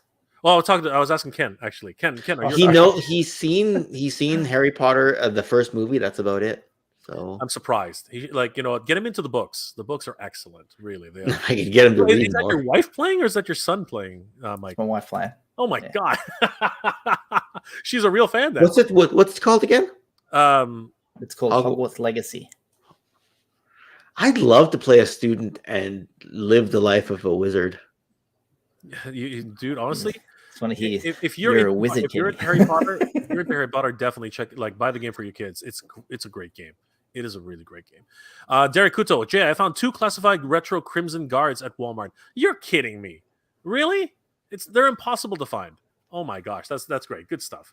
That's awesome. Those stupid cards are so flimsy though. Mike, have you been able to grab one of those? I haven't even seen one in person yet. Oh my god. I haven't seen any of the retro line. The 3 3/4 inch, but not the 6 inch. Yeah. Never seen one. Never seen one. Just nuts. Seen plenty of pictures. Live vicariously through other collectors. Are you a Mask fan at all, Mike? I didn't know anything about Mask until one of the people who do YouTube has almost dedicated his whole channel to Mask. His name's Reynolds Reviews. Oh. Yeah. Oh yes. Yeah, he does a lot of Mask stuff, like good vintage stuff I've never seen before. Really? And his little intros all Mask related. And I'm like, oh, this is cool. I'm learning through that. Yeah. And is he Australian or is he just British? He's British. Okay. Yeah. Okay. Yeah, we've been going through Ramen Toy's entire catalog tonight. A lot of the 2023 reveals. Mhm. So we covered Machina, which is an homage to Mask. We covered the 80s Commanders, which have you ever heard of Centurions? Yes. Yes. Centurions. Yeah, Centurions. So that there was these guys here. I'm actually going to review Hacker, the antagonist type. Yeah, it is very, very shiny. They do a great job though. Seriously, Ramen Toy. We also reviewed. Have you ever heard of Brave Star? Yes, that's also on that Reynolds Reviews channel. He's pulled a couple of them. I'm like, what are these guys? They seem very chunky and bulky. They're like they bigger are. figures. They were close in size to Centurions. Actually, they were about 8 or 9 inches. They were very tall. Ooh. Yeah, they were really nice. They had against LJN WWF figures. Well, actually, yes, but they're Mattel, so it was actually a really good. It was a really good figure, and they came with it. You could buy them with a laser play feature, so it was a lot of fun. There he is. Yes. Hulk Hogan. I have him downstairs. I just don't have the belt. I'm so pissed off about that. And then we talked about Machina, which is Mask, and that was a really great series to go off of. For the Star Wars line, have you been keeping up with Mandalorian? Oh yeah, I watched the show. Yeah, it's the cartoons. I'm a bit like, I'll just watch it if I'm forced to, just to know who characters are. When an action figure comes out and they say, "Oh, this character," I've got to be aware of it. So I'm. Yeah. Ken's already playing with his toys here. It's hilarious. Oh, are we still live? Oh, sorry guys. sorry boys. Yeah, the Bad Batch is actually it's winding down now. I think they're getting close to their last the middle season. But did they already air episode 2 for the Mandalorian, or is that next, or is it? Yeah, it's already been. It's okay, called the Mines of Mandalore. I haven't seen it yet because the first episode was really, really good. I thought it was excellent. And I'm really looking forward to the next episode. I can't wait. Like, this is going to set up an entire new army building for Mandalorians. I'm hoping they actually just don't do 20 or 30 different repaints. I actually hope that they make real figures out of this. What are your thoughts on that, Mike? Oh, I'd like that too. I'd rather see a little bit more individuality in the. We got a tall Mandalorian, short Mandalorian, chubby one. You want a bit of uniqueness. You don't want all Din Djarin and just paint him a different color and call it a different name. That's a cheap way around. How many Din Djarins have we had already? They're like 7, 8. We've had a few. Yeah, I think it's crazy. There's a lot. How many more Din Djarins do you need? I mean, seriously. And then the 2-packs of those two guys too, like just absolutely ridiculous. Matt Hatter says Super 7 is remaking the Hulk Hogan, but with less articulation. Speaking of Hulk Hogan, Yeah, I know. So I was all. What's up? Oh, take over. Keep talking. Okay, sorry. Um, couldn't figure out what's going on there. Mike, you can still hear me, right? Oh yeah, okay, yeah. Okay. No, I got all judgmental about the whole April and the skirt thing, and thinking, nah, I don't own any figures with removable skirts. But no joke, when I grabbed Brett and Hogan, no joke, what figure fell out? Miss Elizabeth. So I'm sitting here going like, yeah, I don't own a figure with a removable skirt, and literally it was karma. Like it fell over when and I had to catch it when Hogan and Brett were. I took them off the shelf. So without Jay, I guess let's just talk some wrestling for a little while here. Yeah, in that LJN line, what is the rarest figure to collect, whether it be loose or on card? Is there an uber rare one that everybody like? Oh, I wish I could find that one. Yeah, I'll get it out for you. Is it Jesse the Body Ventura? Is it Captain Lou Albino? George Animal Steel? What are your thoughts about these exclusive Return of the Jedi figures for? Is it the Star Wars Celebration? What are they for? Sorry, we totally changed topics on you, Jay, while you were away, right? With the Star Wars Celebration coming up, they'll probably have some reveals that'll be like convention exclusives. I don't know what they are yet. The mail away form. Anyway. I managed to knock my lighting over. Yeah, JB, we're still on. we actually brought an Australian into the mix. I subscribe to JB. There you go. Yeah. He's got some good stuff. Yeah, he does. I'm gonna do something crazy right now. I'm gonna see if all right, I'm knocking figures over. I'm not gonna get them back into the cabinet. I can see Orange Cassidy back there. Yeah. JB, check your Instagram.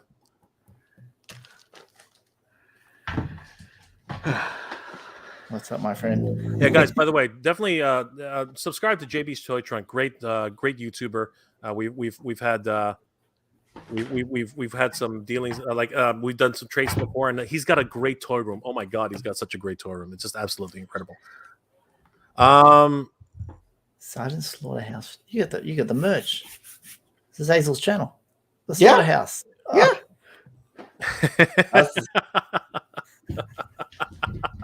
You gotta work out, Ken. Time to rob Ken. They want ready to rob you. Oh my god, that's just funny. Yeah, I'm not exactly sure. So they announced a couple of reveals on the last Star Wars stream, and they talked about these exclusive. What are they? Return of the Jedi figures. When are they going to be released? They have the Revenge of the Jedi Darth Vader, right? Where's that going to be released? Did they say it was going to be a San Diego Comic-Con exclusive, or did they say it was going to be a Star Wars Celebration exclusive? Oh, my memory's shot. I don't know. I can't think of the figure you're talking about. It's the one that's based off of the poster that originally said Revenge of the Jedi. Oh yes, the one I call Satanic because it looks like it's covered in blood. It looks like he's covered in blood. It's just ridiculous. That'll the Europe. That's the Celebration exclusive. Yeah, that is for that. Got you. And I don't know if you go to that convention and you can buy it, or they'll give you like a chance to pre-order it, or they give you a code to scan or some rubbish like that. I'd like to go to the convention and the figure's there, and I can go up and buy it. From what I remember, the last time they did the celebration, you had to actually have the code to scan, and then I think it was a month later or 2 months later they actually did it at a Pulse live event, and then you could actually order it there. Kind of like the same thing they did with Dr. Mindbender. I think it was the exact same thing. It's weird because people can take a photo of that and then post that code at the convention online to Instagram, and everyone, I'll do it from home. Yeah. I didn't even have to go. there were people who, because again, they were just handing them out like candy anyway, right? It was just ridiculous. Sometimes I do wonder what they're thinking with these types of activations. I just don't understand how they process these things. For the, what was your favorite reveal for the G.I. Joe line this time around, Mike? I would say very close between Snowjob and Scrap Iron. I was so amazed with that Scrap Iron, and you get that little the what is it? The anti-drone. Yeah, anti-air tank drone or whatever. That's it. Yeah, and picked it up. Lenny picked it up and showed all the articulation and the, pivots and swirls. Other than just be just a static model, but no, it's actually got. You could set it up so it looked like if you were going to take it outside and set it up on some rocks and make it look all terrain. Yeah, very cool. And the design on the head where it's all like melted face because he's been blown apart, and all the bits and pieces that come with it, the explosions. This is crazy. Yeah, it's the you know what? I don't think that there was a bad reveal this time around. I think that every single one of these figures was just top notch. I mean, this is crazy. The new price point is not pretty though. It's crazy. It's crazy too. $44.99. $44.99. Just crazy. But what you get with it is just absolutely ridiculous. I mean, look at all these blast effects. This is just bonkers. I've never seen a pack out like this before. This is just ridiculous. You get the missiles with the long blast and the short blast. Yeah. But then these blast effects here can actually be doubled up with bazooka, and I think that's awesome. Yeah, that was just ridiculous. I love that. I love that whole idea. And you know what? You get a Nintendo Switch, so it's all good. This new head sculpt is just blowing my mind though. Yeah. I can't believe that they went that extra mile for all these characters. Torpedo sold out first. I was actually kind of shocked by that. What are your thoughts on Torpedo, Mike? It's a decent figure, that one. I like the fact that you can interchange between feet and flippers. The pack out is pretty crazy too. And we have one more last minute entry for tonight, and we're gonna end up winding down, guys. I invited him last night, but you know what? He's up early in the morning because that's the kind of military regiment that he brings to the team.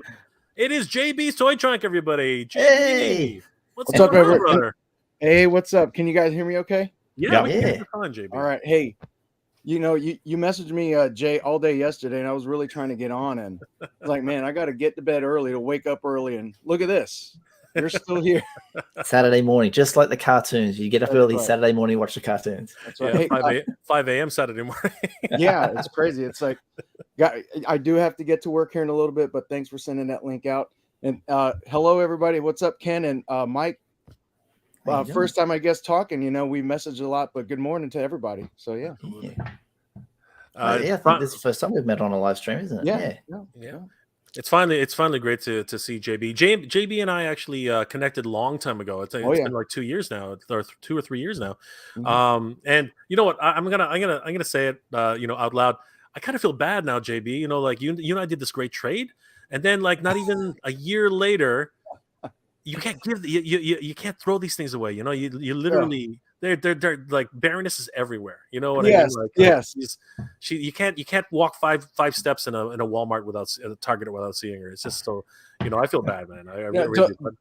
Don't feel bad because I think the trade that I got you, same thing with those figures I sent you. So it was like, they're everywhere. But that's the game. But back in 2019, 2020, 2021, we really didn't know what the state of the toy community, and that's why I really started to follow more and more of you guys, especially with you, Jay and Mike, with the news.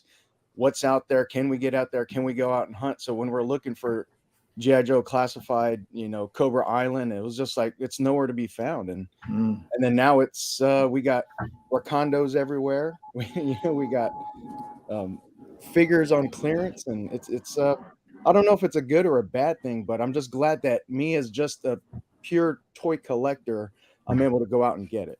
Absolutely. Like I think it has to be said.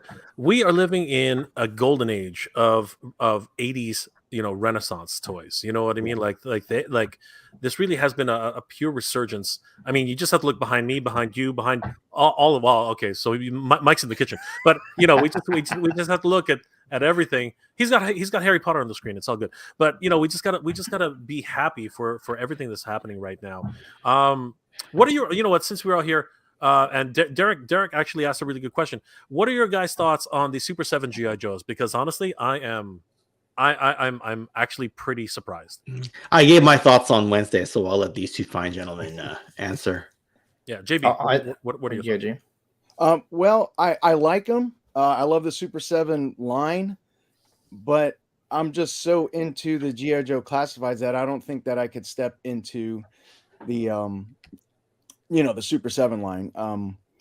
There is something about it that I really do have a connection to and I like, but there's also something that's steering me away. I think with the Cobra Bat that come out, that blue, I'm looking for that black. You know what I'm saying? And it's like that cartoon look, but I've just grown so close to the G.I. Joe classified. So if I want to go with a more retro look, I'm going to probably, start looking at more vintage G.I. Joe, the O-rings and stuff like that. So I like it. Price point just above what I traditionally collect. So it's a pass for me. But for those that are getting it, good on them. I really love the way they look, and I can't wait to see more of it. And hopefully they push out more than just one wave. They've been 2 years now that they've been pushing this out. So yeah, it's been delay after delay after delay. But you know what?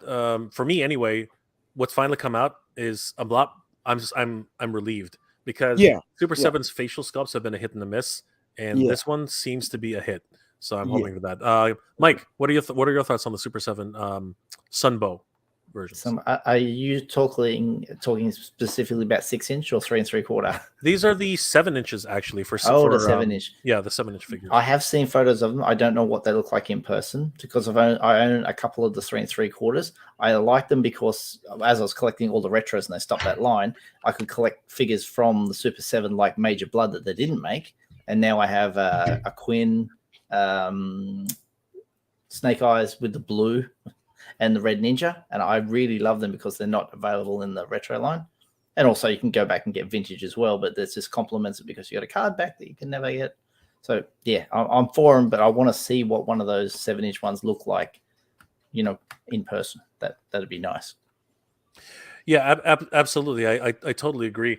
For me, the pictures that I have seen, the actual in-person ones, Tidarium Hanger did a whole review of one of them. They're looking pretty good, and along with the Silverhawks that was actually released, and people are reviewing those.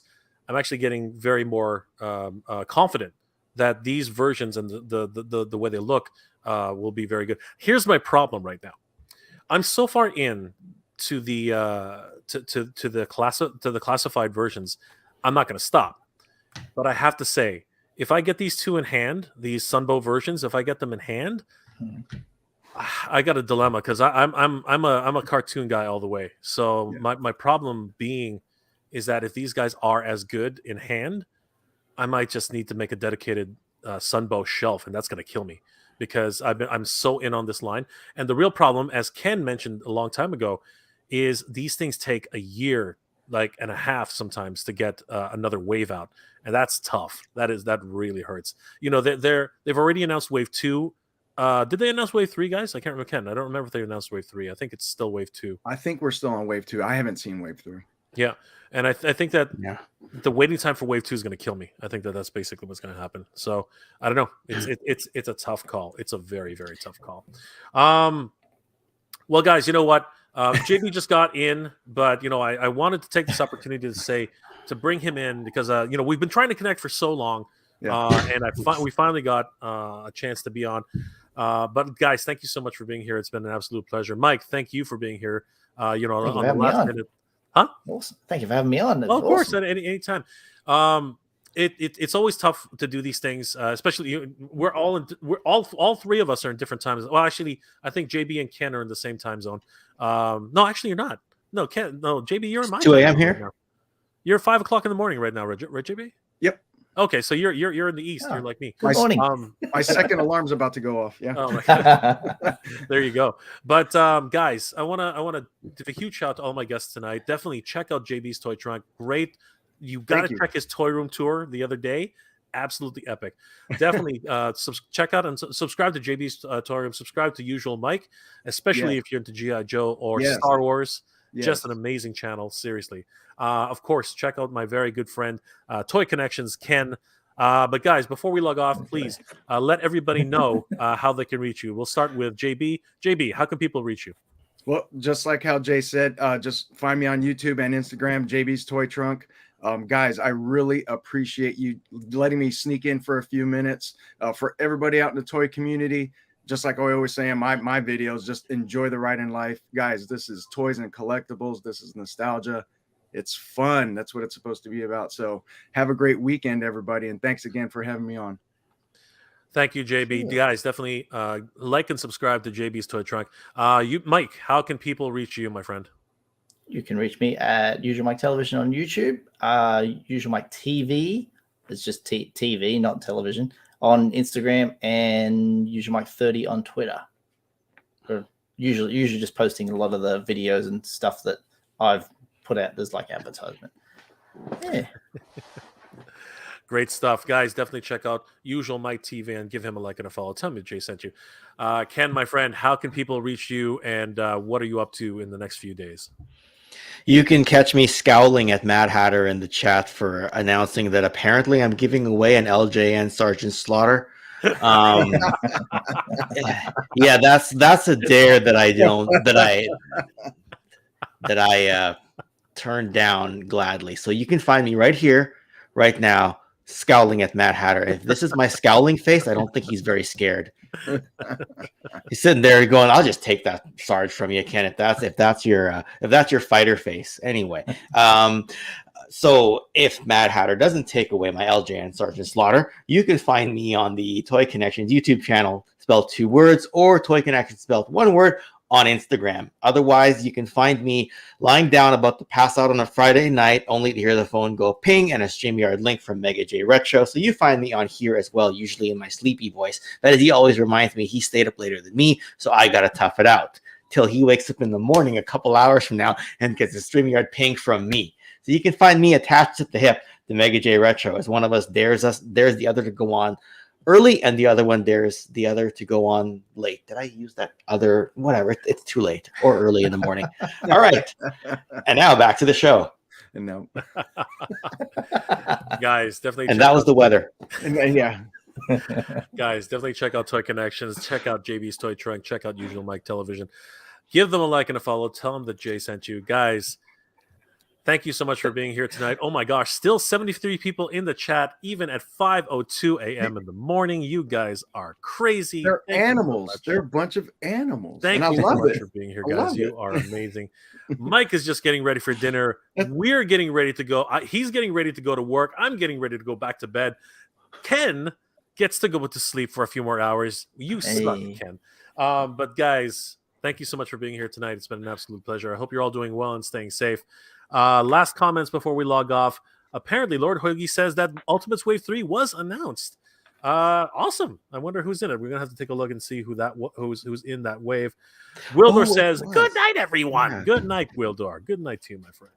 Nolan, of course, terrific stream, gentlemen. Take care and good journey. Good journey to you too, Nolan. He just subbed JB, of course. I appreciate it, Nolan. Great to see you, Nolan. Derek Kuto, enjoy the rest of your day, guys. I'm going to bed. I don't know what about you idiots. I'm going to sleep. Black Phoenix 77. Great show. I'm going to go Google April O'Neil. Oh my God. You guys, by the way, these two gentlemen just missed the whole gutter talk about ravishing reporter April O'Neil. Do not Google that. Both of you, do not Google. Do not Google. Very tempted now. Yeah, Jay tried, and I decided to go off camera for a bit. So I have nothing to do with kids are in the room. Do not Google ravishing reporter. You didn't April mention O'Neil. that when you sent me the link, because I was like, do not do that. Frankie Rivera says, MJR, great stream. I really enjoyed it. Everyone had a great, wonderful weekend. Stay blessed and keep having fun. Geek proud. You too, Frankie. Thank you so much for staying up tonight. Kid Chuckle just woke up. Kid, what are you doing, man? Good to see you, brother. I'm going to bed, kid. Kid won the giveaway from Ken Connections, Toy Connections. So I'm going to walk over to his house and give it to him later. Not right now, though. I'm going to bed. Derek Kudos laughing his butt off, of course. Jonathan Chong also laughing his butt off. And Black Phoenix says it's too late. Yes, it is. For me and Ken, these two are just leaving right now. they're raring to go. So usual Mike's going to go to Hogwarts. JB is going to do an 18-mile march. Oh my God! And the two of us here are going to go to bed. The 18-step march. Oh God! Yes. You know 18 what? Once again, And the 18th step is actually getting into bed. Yeah, That's how lazy we are. JB, thank you for your service, my friend. Really, Thanks, really guys. appreciate it. Maraming salamat po, pare. Thanks, We brother. are going to log off tonight, guys. Thank you so much for being here. You guys are the best. Guys, stick around really quick. We'll have a quick power before we leave. So, guys, thank you again for liking, commenting, subscribing to all of our channels. We all hope that you're doing well, staying safe. And as always, everybody, thank you very much for watching. Geek proud, everybody.